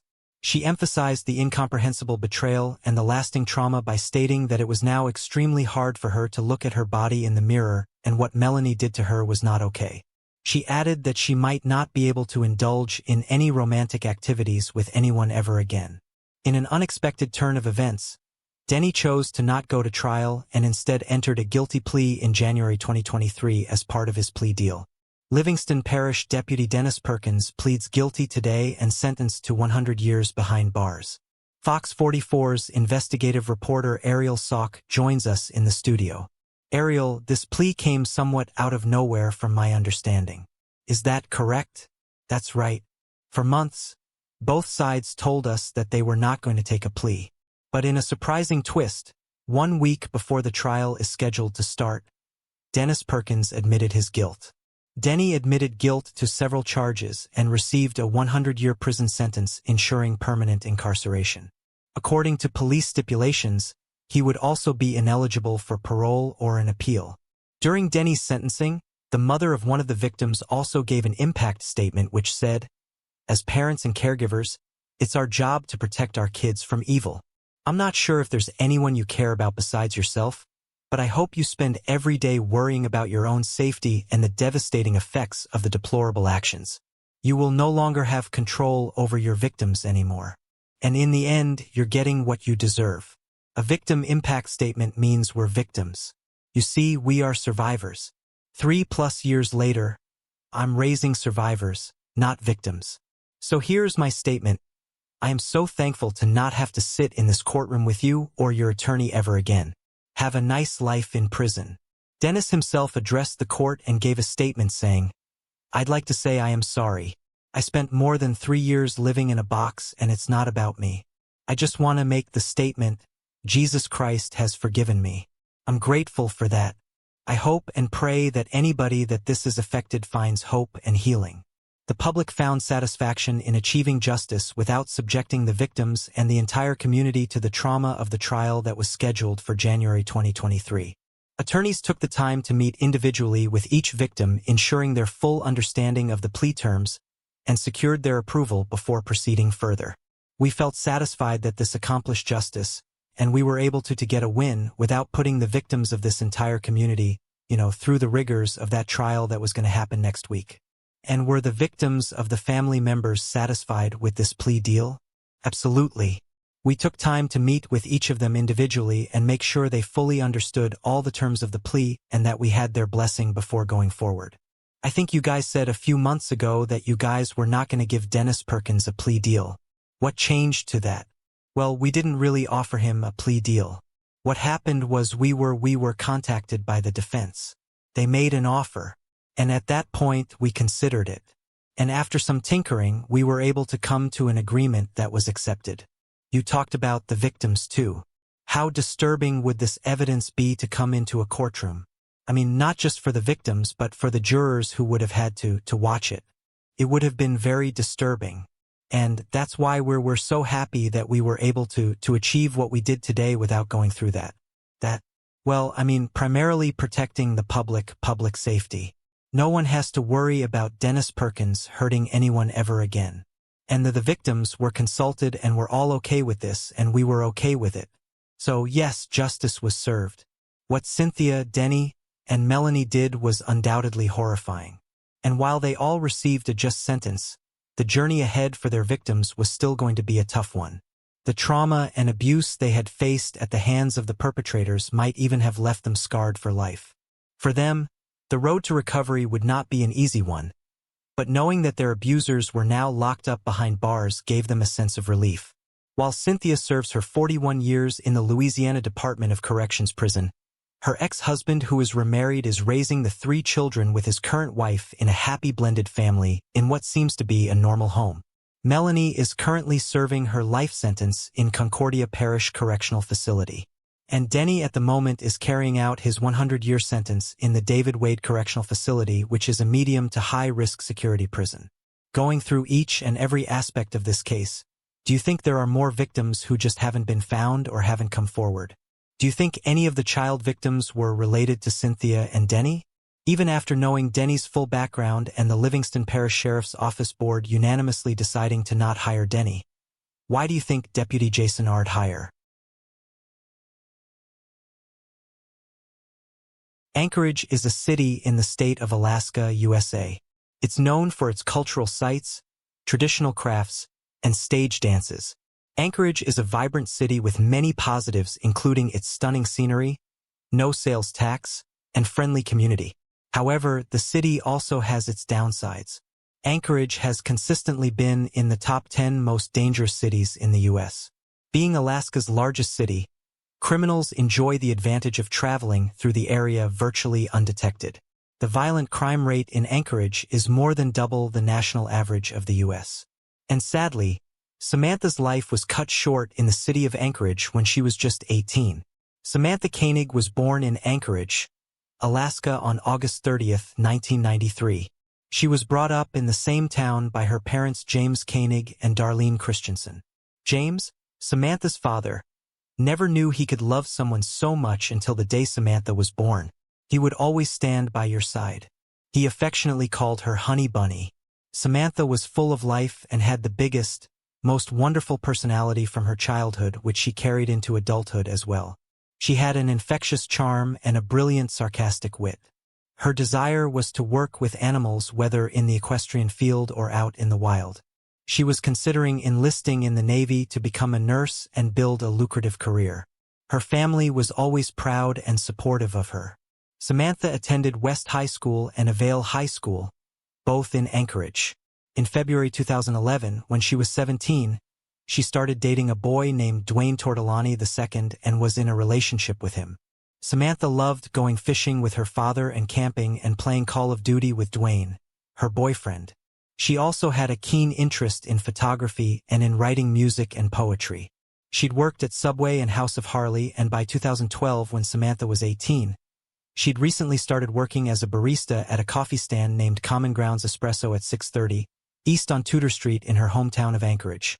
Sadly, this would be the last place she would be seen alive. At 8 p.m. on Wednesday, February 1, 2012, 18-year-old Samantha Koenig was on her shift at Common Grounds Espresso, the coffee stand. Even as the night turned darker and the streets went quiet, Samantha stayed at the coffee shop cleaning it up. Little did she know, a demon with prying eyes was just around the corner looking for his next target. In the next few minutes, Samantha went missing, and that February night in 2012 became the last one anyone saw her alive. The same night, just a few hours after Samantha's abduction, Samantha's boyfriend Dwayne witnessed a man breaking into his truck. He feared that the man was trying to steal the truck and went inside his home to call for help. But by then, the man had fled, leaving the truck behind. Dwayne was unaware at the time that Samantha had been abducted. The night passed quietly as Samantha's loved ones went to their beds, not knowing of the tragedy that had already happened. Samantha wasn't reported missing until the next day, when her parents failed to locate her or get in contact with her. The investigation into Samantha's disappearance was led by Jolene Godin, Jeff Bell, and Lieutenant Dave Parker. Even though it had been quite a few hours since Samantha was abducted, the detectives immediately descended on Anchorage, hoping to find the missing girl. They obtained surveillance footage from the Common Grounds Espresso coffee stand where Samantha was working on the night she disappeared. The footage showed an armed man wearing a black hoodie and possibly a baseball cap suddenly appearing at the coffee stand. He pointed a gun at Samantha, and soon, Samantha was seen turning off the lights of the coffee stand and walking out of it. Samantha and the man then walked toward the old Seaward Highway. Looking at Samantha's behavior and demeanor, the detectives figured that Samantha had been taken against her will, and her case was ruled an abduction. After a thorough search of the coffee stand, the detectives found out that all the cash from the coffee stand was missing. At least 24 detectives were put on the job to sort through leads in the case. Detectives and volunteers worked hand in hand even through the nights in freezing temperatures to search for Samantha. But their efforts were in vain. For more than 2 weeks, there weren't any signs of Samantha, and the detectives were finding it difficult to identify the man who took Samantha, as most of his face was covered. At a press conference, Samantha's father, James Koenig, offered a $12,500 reward for any information leading to Samantha's return. He hoped that this might make someone step forward with some information about his daughter or about the man who had kidnapped her. Further, James Koenig requested his daughter's kidnapper to send her home. He said that he would give the kidnapper anything they'd ask for. "These people need to give my daughter back so we can get back with our lives. I will do anything. Take me." Within a few more days, Samantha's friends and families collected more donations to put toward the reward, and the reward was quickly increased to $41,000. We had people who were donating money, thousands of dollars. We had t-shirts made, pens made. We had people who were putting flyers throughout the state of Alaska. But sadly, nothing came of it, and the reward went unclaimed. During all this time, the police controversially refused to release the surveillance video of Samantha's abduction for reasons unknown. Surprisingly, after a few days, on February 24, 2012, a man texted Dwayne, Samantha's boyfriend, from her phone. Her boyfriend just goes sheet white. He's got his phone and there's a text from her phone. and told him to look for a package in a local park. When the detectives arrived at the park, they found a photo of Samantha. When you enter that park, there's a bulletin board, and tacked was a Ziploc bag that had what ultimately was a photograph of Samantha and a ransom note. The fact that there was a ransom note really ratchets up the tension because, okay, she's alive, and what are we going to do to get her back? The photo, which was put up to prove that Samantha was alive, also had a note behind it in which Samantha's kidnapper demanded $30,000 to be deposited into Samantha's bank account. The proof of life picture convinced Samantha's parents that there was still hope and she could be saved. They now only wished that their daughter Samantha could return home safely. Up to that point, law enforcement, FBI, did not know this was Israel's case. However, James, Samantha's father, noticed something odd in the picture that came with the ransom demand. To him, the photo looked weird because Samantha's hair was braided and she never wore it that way. Even though Samantha's father had an eerie suspicion about Samantha's picture, he got to work and made arrangements to gather the ransom money. As soon as Samantha's father came up with the money, he deposited the funds into the account that was linked to Samantha's debit card. While the money had been transferred, the detectives had a plan ready. They had worked out a deal with the bank so that Anchorage Police Department and the FBI would be notified immediately when the debit card was used for anything. They decided that their best course of action was to track the activity on Samantha's debit card. They assumed that the individual making any withdrawals from Samantha's account had to be her kidnapper. Perhaps this could lead them to a suspect. So a few days go by, and at this point, we have our first ATM withdrawal from Samantha's account. The detectives were successful in tracing the locations of the withdrawals, which were made after the money had been deposited into Samantha's account. There were 3 withdrawals in the city of Anchorage of $500, the daily limit. In all of the ATM situations where he was using the debit card, as soon as the alerts came, we dispatched law enforcement there as quickly as we could, but we were literally minutes behind him. But the kidnapper made a mistake during one of his very first withdrawals. In addition to capturing a masked man, an ATM camera in Arizona had also captured a white Ford Focus, the car he was traveling in. This information was pushed out to law enforcement across the entire corridor, and a lookout bulletin was circulated for the suspect's car. As the detectives were able to track withdrawals from Samantha's account, they quickly deduced that her abductor had moved throughout the southwestern U.S. and was now traveling east along Interstate 10. Every patrol officer was now keeping a lookout for any cars matching the description of the kidnappers. It didn't take long for the police to find the kidnapper after that. There was a Texas Highway Patrol corporal and he saw a white Ford Focus. He thought this looks kinda like the car they're looking for. His car perfectly matched the description provided to the officers. He broke the speed limit by 3 miles per hour. And in Texas, that's a good traffic stop, so they stopped him. The man was asked to step outside his vehicle and show his driver's license. The police officer is handed an Alaska driver's license. He was identified as Israel Keys of Anchorage, Alaska. He seemed very relaxed. There was nothing that stood out about him. I don't think he knew what we knew while we were talking to him. His vehicle was searched after officers spotted cash stained with bright ink. There's a gun in the trunk of the car as well, but the big thing is Samantha's cell phone, and then Samantha's debit card has also recovered. When the ATM card was found, the decision to put him in a vehicle, secure him, and take him to jail was instantaneously made. This ball game is over. Keys was immediately linked with Samantha's disappearance and was arrested on March 13, 2012. He was transferred to be imprisoned at Anchorage Correctional Complex, Anchorage, Alaska. As the detectives took a deeper look into his past, they made some worrying discoveries. Israel Keys was born in Richmond, Utah on January 7, 1978 to Heidi Keys, née Hackinson and John Jeffrey Keys. He was the second of 10 children born to a large and devout Mormon family who were also anti-government and didn't believe in public school or modern medicine. In Keys' childhood days, his parents were members of the Church of Jesus Christ of Latter-day Saints from Torrance, California. There, Keys and his siblings were homeschooled and taught Christian beliefs until 1983. After leaving the Church of Jesus Christ of Latter-day Saints faith, Keys' father moved the family to a remote plot of land north of Colville, Washington in Stevens County when Israel was 5 years old. Isolated from society, the Keys family lived in a one-room cabin located on Rocky Creek Road, where they lived without electricity or running water. The Quay's family then moved to Colville, where they attended services at a church called the Ark, which practiced white supremacist Christian identity ideology. For some years, some of the Quay's children had been forced to sleep in a tent due to their cabin's small size. To survive, the Quay's children were made to hunt their food, chop firewood, and work on local farms to support the family. By his teenage years, Quay had become a skilled and proficient carpenter. He also worked for a Colville contractor from 1995 to 1997. As a hobby, Quay hunted anything with a heartbeat and once admitted to skinning a deer alive to his peers at the church. Soon thereafter, the family relocated to Smyrna, Maine. On one occasion, after an intense argument with his parents, Quay declared his atheism to them. This led his parents to evict him from their residence. They then instructed his younger siblings, who looked up to their brother, to never have contact with him again.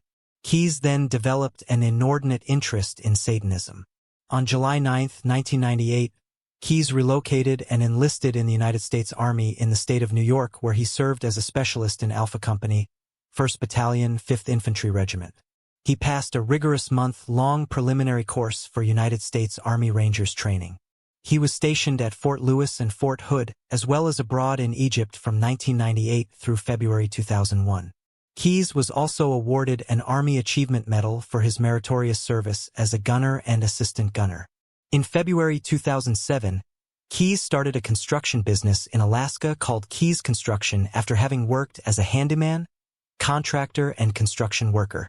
And finally, by 2012, Quay was living in Anchorage with his girlfriend and his 10-year-old daughter. While in custody for the murder, abduction, and assault on Samantha, Quay was interviewed by local authorities and the FBI a number of times. He did not say anything about the kidnapping other than denying that he had anything to do with it. The suspect is identified as 34-year-old Israel Quay. When they found him, we had no clue who this man was. Never seen his face before. Then it became rare shape. But authorities won't have any idea what happened to Samantha until they talk to Quay face to face. Quay finally confessed to the crime and revealed the details of the horrific night he abducted Samantha on. Whatever it takes to do that. The first thing we want to know, what everybody wants to know, is where's Samantha? Before he abducted Samantha from the coffee shop, he'd been stalking the area on Tudor Street for quite some time. He admitted to authorities that on the night of February 1, 2012, he only planned to commit robbery. However, in the heat of the moment, he decided to kidnap Samantha. That night, just when it was almost 8 in the evening, he walked up to the window of the coffee shop just prior to closing time, wearing a ski mask and ordering a coffee. Samantha made the coffee and handed it to Quay, after which she pulled out a gun and pointed it at her. Quay demanded cash from Samantha and ordered her to turn off the lights. The moment Samantha turned off the lights, Quay jumped through the window, bound her hands, stuffed a handful of napkins in her mouth, and forced her out of the coffee stand. Samantha broke away from Quay and tried to run away. Quay chased her and tackled her to the ground. He put one arm around her and pointed a gun at her body with the other hand, telling her that she needed to cooperate. He said that the gun had to silence her and that she should not do anything to make him kill her. They walked across Tudor Road into the parking lot between the IHOP restaurants and Dairy Queen, where Quay's white pickup truck was parked. Quay had previously prepared a truck for the abduction by taking the mounted toolbox off the bed of the truck as well as removing the license plates. Quay then bound Samantha in the truck and drove away. While driving Samantha to his house, he told her that he only wanted to hold her for ransom. On the way, Quay realized that Samantha did not have her cell phone or debit card on her.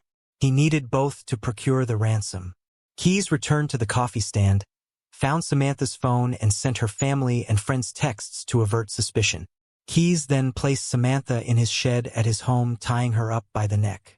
Samantha told Quay that her debit card was in her boyfriend's truck. Quay drove to Samantha's boyfriend's residence and stole the card out of the vehicle. This was when Dwayne, Samantha's boyfriend, actually witnessed the theft but was unable to prevent Quay from fleeing the scene. At that time, Dwayne was unaware that this burglary had a connection with his girlfriend. After he came back to his house in the later hours of that same night, Quay went inside to check on his daughter and girlfriend and make sure they were asleep. He poured himself a glass of wine and returned to the shed. He had a shed in his driveway, and ultimately he put Samantha in the shed, and she's found in the shed. There, he was drinking alcohol and smoking cigars, and then turned up the music so that any sounds that were irregular wouldn't be heard by his girlfriend, daughter who were in the house, or the neighbors. Once Keyes knew he had access to Samantha's card, he realized that he didn't need Samantha alive anymore. Keyes told Samantha how he would assault her before strangling her to death with the rope he had already tied around her neck. And that's exactly what he did. Keyes mercilessly strangled Samantha as she gasped for air till there was no life left in her. He left her body in the shed, went back to his house, and packed his and his daughter's bags. The morning after the kidnapping, Israel Keyes rolled her body up and stuck it in a box in his shed, and then woke his girlfriend up and his child up, went to New Orleans, boarded a cruise ship, and then came back about 2.5 weeks later. Keyes returned from his vacation on February 17, 2012. He'd left Samantha's body to freeze inside the shed for that entire duration. Although Samantha had been dead at that time, Keyes figured he could still get a ransom from her family. Because of the cold temperatures, she had frozen. And then he thawed her out and had to apply makeup to her in order to make her look more lifelike. And also, he told detectives he braided her hair as he had braided his daughter's hair and taken her photograph to be used in the ransom note, not knowing that she never wore her hair that way. Keyes took Samantha's body and attempted to make her look alive. He sewed her eyes open with a fishing line and put makeup on her face. In addition, he braided her hair, propped her body up against a wall, and held out a recent issue of the Alaska Daily News in front of her. Keyes then took a Polaroid of Samantha as proof of life, typed a $30,000 ransom on the back of that photo, and placed it at a local park on February 24, 2012. He then used Samantha's phone to text Dwayne, Samantha's boyfriend, to provide instructions on what to do next. As more grisly details about Samantha's murder unfolded, the detectives were left distraught. What disturbed them the most was the fact that when Keyes took Samantha's picture as proof of life, she was not alive. All that time after the detectives received the picture and started looking for Samantha with the hope that she was still alive, Samantha was already long gone. Later, Keyes also confessed that he dismembered Samantha's body and disposed of the remains in the Matanuska Lake just outside of Palmer, Alaska, to the north. It was confirmed that Samantha was killed on February 1, 2012, the same night she was abducted in Anchorage, Alaska. Samantha was merely 18 years old. Her body was discovered on April 2, 2012, just a few days after Keyes confessed to the crime. The day after his full confession, the FBI dispatches their cold water dive team. Special Agent Bobby Chacon is tapped to lead the recovery efforts. It's still late winter in Anchorage, and the conditions we're going to be operating under are extreme. We get to Lake Matanuska, and some FBI agents, they're kind of standing watch over a spot on the lake that Keyes had directed them to. There was a fishing hole that was frozen over. I looked at that and I said, if she's here, we're going to find her. Keyes spent 7 months behind bars speaking to the authorities about his double life and his previous crimes. He confessed to being a serial killer, assaulter, arsonist, burglar, and bank robber. The earliest crime to which Keyes admitted was the violent assault of a teenage girl who'd been tubing with her friends down the Deschutes River in Maupin, Oregon, sometime between 1996 and 1998. Originally, he'd planned to murder her as a part of a satanic ritual, but he let her go in the river tube he'd abducted her from. He believed that he was too timid and not violent enough back then. After this incident, he promised himself that he was never going to let that happen again. By that, he meant he was not going to let any of his victims survive. Although several of his victims remained unnamed, besides Samantha, it was discovered that he killed Bill and Lorraine Courier, a married couple that lived in Vermont. Keyes broke into their home in June 2011.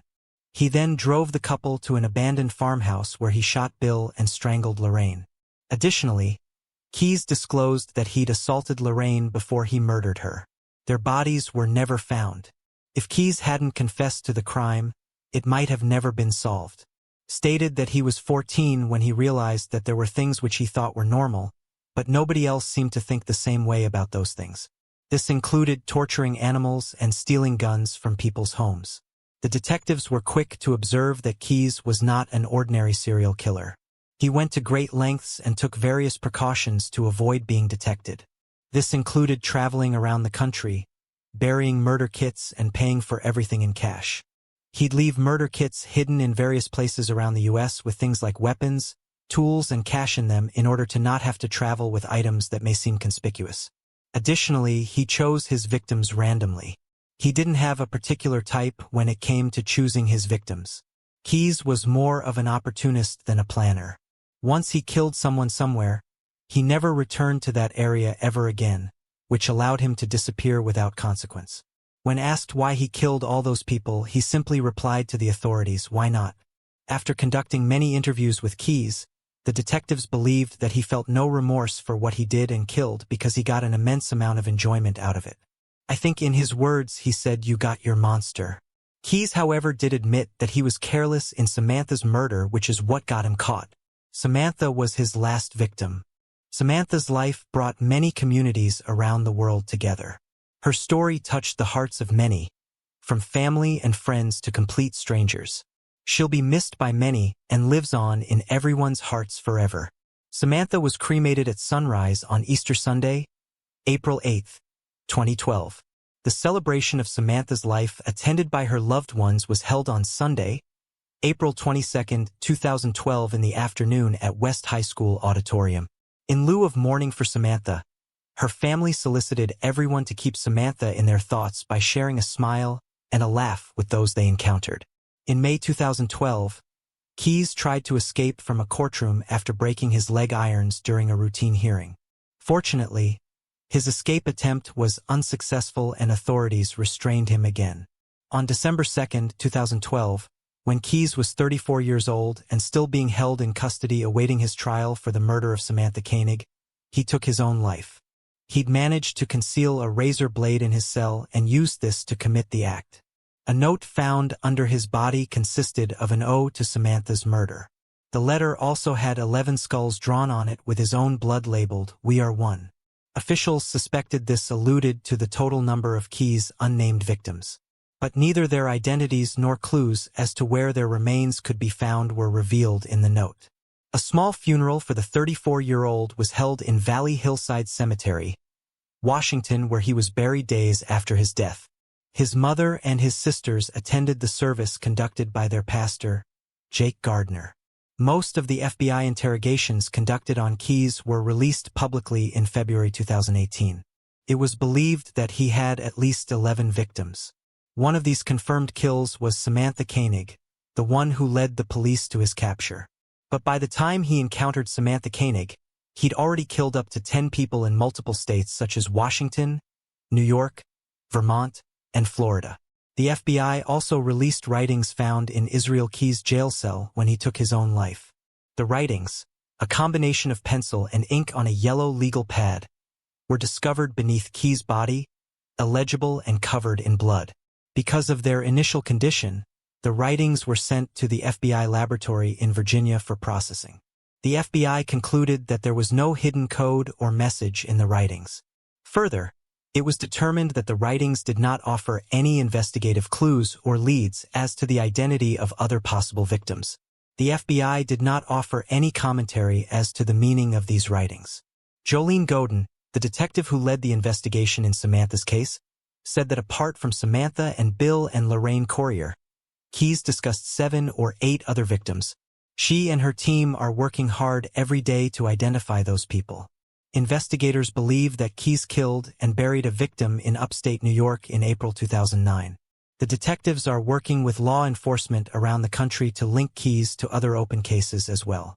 Do you think Israel Keyes was connected to any more murders than the 11 that he was already linked with? Israel also had a girlfriend and a daughter. Do you think they had any idea about Israel's double? On December 16, 1998, a heart-wrenching event unfolded in Merseyside, UK. 21-year-old Lindsay Quay, a mother of 2, vanished from her home on Stamford Road in Southport. Left behind were her precious children and her 23-year-old husband Mitchell Quay.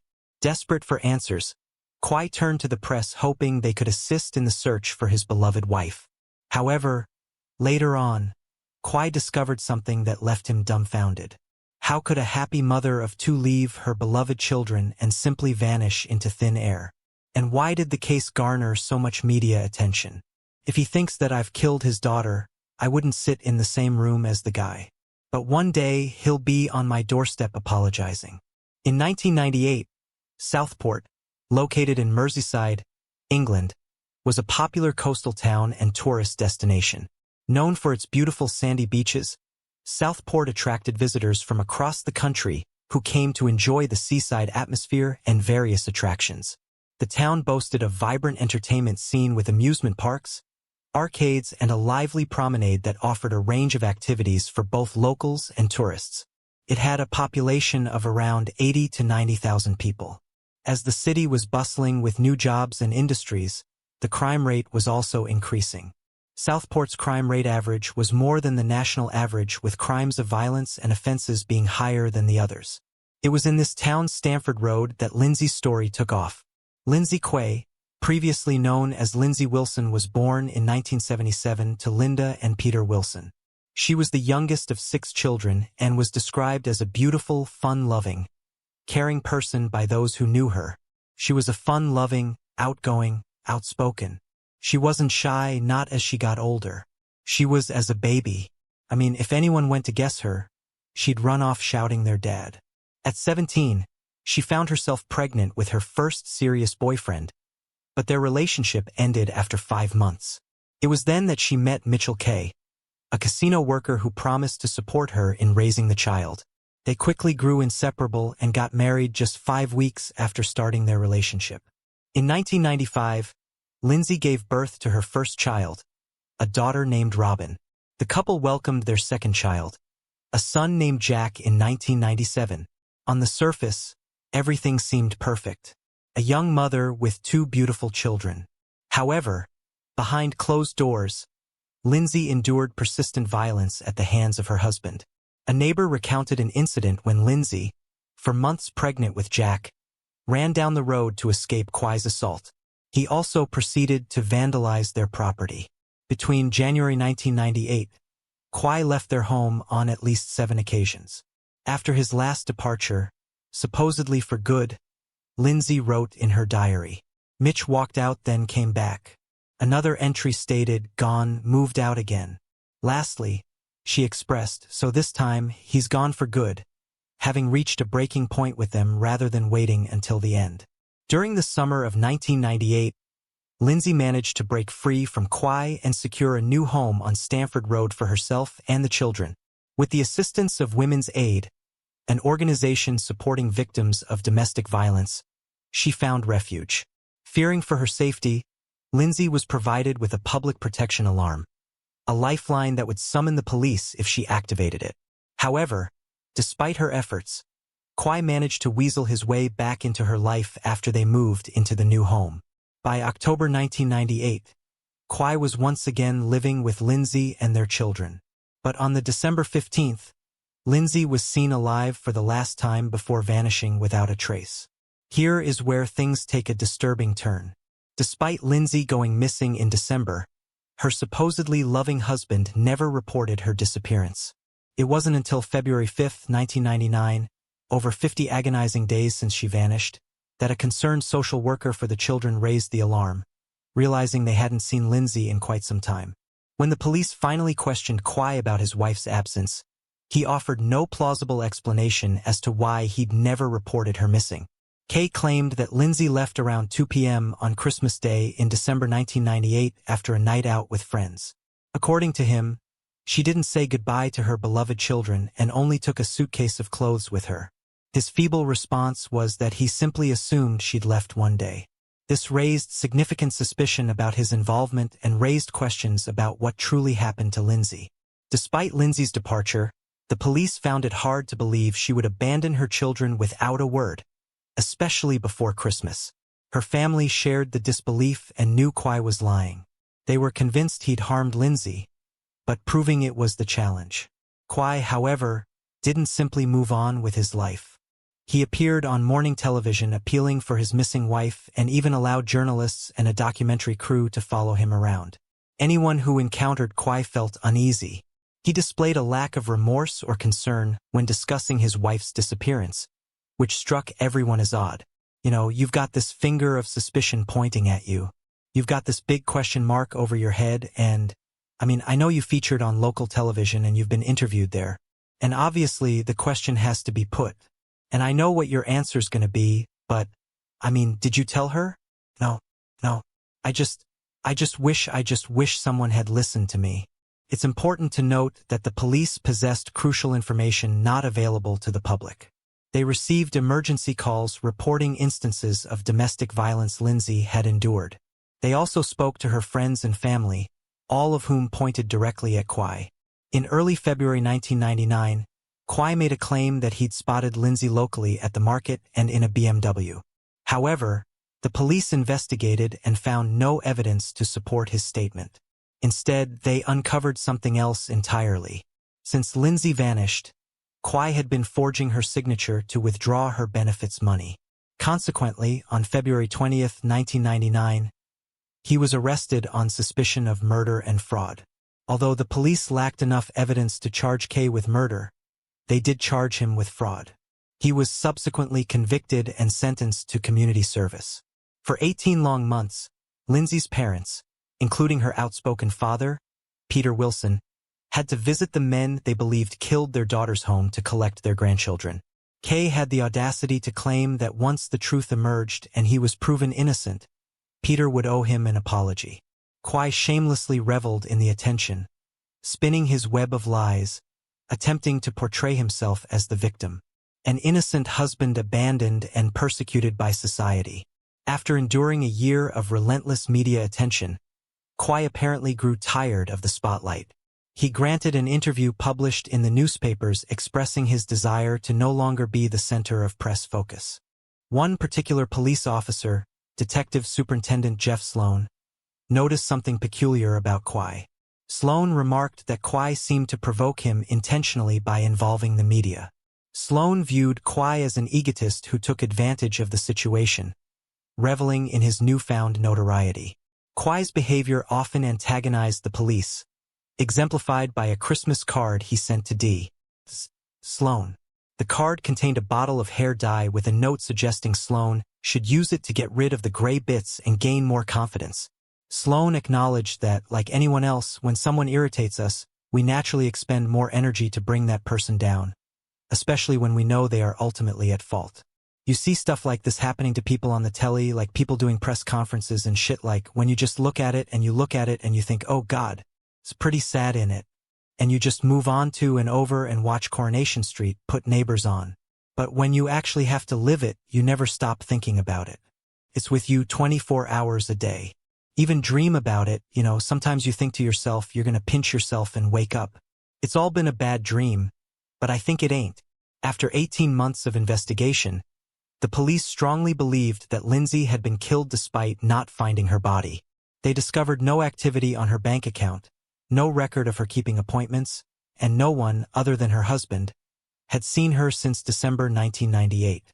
They also had evidence of his history of violence towards her, supported by statements from friends and family. Furthermore, their inquiries yielded no indication that Lindsay would ever abandon her children. In fact, the police learned that on the day she was last seen, December 15, 1998, Lindsay had discussed meeting with the solicitor to initiate divorce proceedings against her husband. On June 7, 2000, 18 months after Lindsay's disappearance, Mitchell Quay was arrested on suspicion of murder and taken for questioning. During the interview, he remained silent and offered no information. However, the circumstantial evidence was sufficient to charge him with Lindsay's murder. But to a certain point, Quay repeated the same stories he told before. There was nothing new about them. However, Sloan pointed out to Quay that the police had arrested Quay's brother and father, and they were questioning them too. It was because all throughout the investigation into Lindsay's disappearance, Quay had made numerous calls to them, and this was reason enough for the police to bring them in for questioning. All suspicion was pointing towards Quay, but there was not enough evidence to convict him. No, not until June 2000, when a grisly discovery was made. Someone discovered a human torso in a shallow grave near a roller coaster at the Southport Pleasureland amusement park in Merseyside. investigators finally had a lead. They arrested Mitchell for the murder. The weight of overwhelming guilt and the burden of being a criminal then settled upon Quay. Surprisingly, on June 8, Quay couldn't take it anymore. The line of questioning seemed to prompt Quay to confess to killing his Lindsay. Based on his confession and the evidence collected by the police, the fate of Lindsay Quay was revealed. According to the confession, in the early hours of December 16, 1998, Lindsay informed Quay of her decision to leave him. An argument ensued and Quay, in a fit of rage, strangled Lindsay to death in the living room while their children slept in their beds. Afterward, Quay placed Lindsay's lifeless body in their bedroom and sealed the door, using towels to prevent the smell of decomposition. It remains unclear how long Lindsay's body remained in the bedroom, but Quay continued his daily routines as if everything was normal. He took the children to school, cared for them and played with them, all the while knowing their mother lay dead in the house. Realizing he needed to dispose of Lindsay's remains, Quay enlisted the help of his brother, Elliot Quay, who worked as a butcher. Together, they dismembered Lindsay's body in the bathroom. Her arms, legs, head and hands were separated. They left her torso near a roller coaster at Southport Pleasureland and dumped her limbs in a bush near a railway line. Unfortunately, Lindsay's head and hands were discarded in a landfill and were never recovered by the police. On June 9, 2000, Quay agreed to reveal the locations where he disposed of Lindsay's remains. His lack of remorse and concern for his wife, coupled with his apparent need for attention, was evident during this revelation as seen in the following video clip. What I was hoping for that he wasn't taking us on a wild goose chase and just seeking more publicity. I was amazed. He looked around and then asked if the press were there because he was quite eager to be seen on camera. He was laughing and joking with the officers. No remorse whatsoever. He pointed to an area and said that he put the carcass he referred to, Lindsay's torso, as the carcass. On January 16, 2001, Mitchell Quay stood before Justice Brian Levison QC at Liverpool Crown Court for sentencing. He pleaded guilty to the murder of Lindsay Quay, although he had tried to claim it was an accidental killing. However, the court rejected his claim. Justice Levison referred to Quay as an evil cynic and stated that he killed his wife on December 16, 1998 in a non-premeditated manner. However, the subsequent events were vastly different. Over the next 18 months, Quay engaged in a deceptive act of astonishing cynicism. He appeared on television and radio, lamenting his wife's absence and criticizing the police for suspecting him. Mitchell Quay was then sentenced to life imprisonment with a minimum term of 17 years for the murder of Lindsay. His brother, Elliot Quay, received a 7-year sentence for dismembering and helping dispose of Lindsay's remains. During his time in prison, Mitchell Quay displayed no remorse for his actions and remained self-obsessed. Chris Kennelly, a psychiatric nurse at the same prison, described Quay as one of the most unpleasant psychopaths he'd ever encountered. According to Chris, Quay would become excited when he saw himself on television and would inquire with staff if they'd seen his appearances. Chris noted that Quay was disappointed and expected everyone in the prison to recognize his supposed celebrity status, which didn't happen much to his dismay. In a tragic aftermath, Lindsay's brother, Peter Wilson, a name he shared with his father, took his own life shortly after Quay's imprisonment in February 2001. He was only 24 years old. The coroner's inquest revealed that Peter struggled to cope with his sister's death and couldn't process his grief. Quay became eligible for parole in 2017, but his request was denied. Lindsay's daughter, Robin, released a statement expressing relief that he wouldn't be released, bringing some measure of justice for her mother. However, Robin acknowledged that no amount of justice could ever be enough. Quay applied for parole again in May 2022, but his request was once again rejected due to ongoing concerns about his risk and drug use in prison. The parole board also raised concerns about his behavior and relationships with others, citing instances of aggression. Now in his mid-40s, Mitchell Quay remains in prison after serving 22 years so far. The parole board's refusal in 2022 means he'll likely have another hearing in 2024. The board still has significant concerns about his potential for violence, indicating that his release is years away or he may never get released at all. After Lindsay's death, The diary she had been writing since 1997 was discovered by the police, revealing the depths of her despair and unhappiness. The diary dedicated to her children appeared to indicate that she left it behind for them as she feared her own life would soon come to an end. In its pages, she expressed her love for her children and described the difficulties she faced as a single mother, hoping they would never experience the same hardships. She concluded by saying that she'd always tried her best and hoped it was enough. Did you kill Lindsay? I'm not going to answer that. I'm not going to answer that question because I don't need to. One day, everyone's going to find out, aren't they? I didn't do that. I haven't done anything to Lindsay. I'm not capable of doing something like that. Like I say, I'm not going to sit here and start saying yes or no to stupid things, stupid questions I've already answered 1,000 times. And just say again, and it's not a stupid question. It's a very serious question. Did you kill Lindsay? I won't find out. Now Mitchell's parole hearing is due in 2024. The looming question remains, will the parole board grant him early release?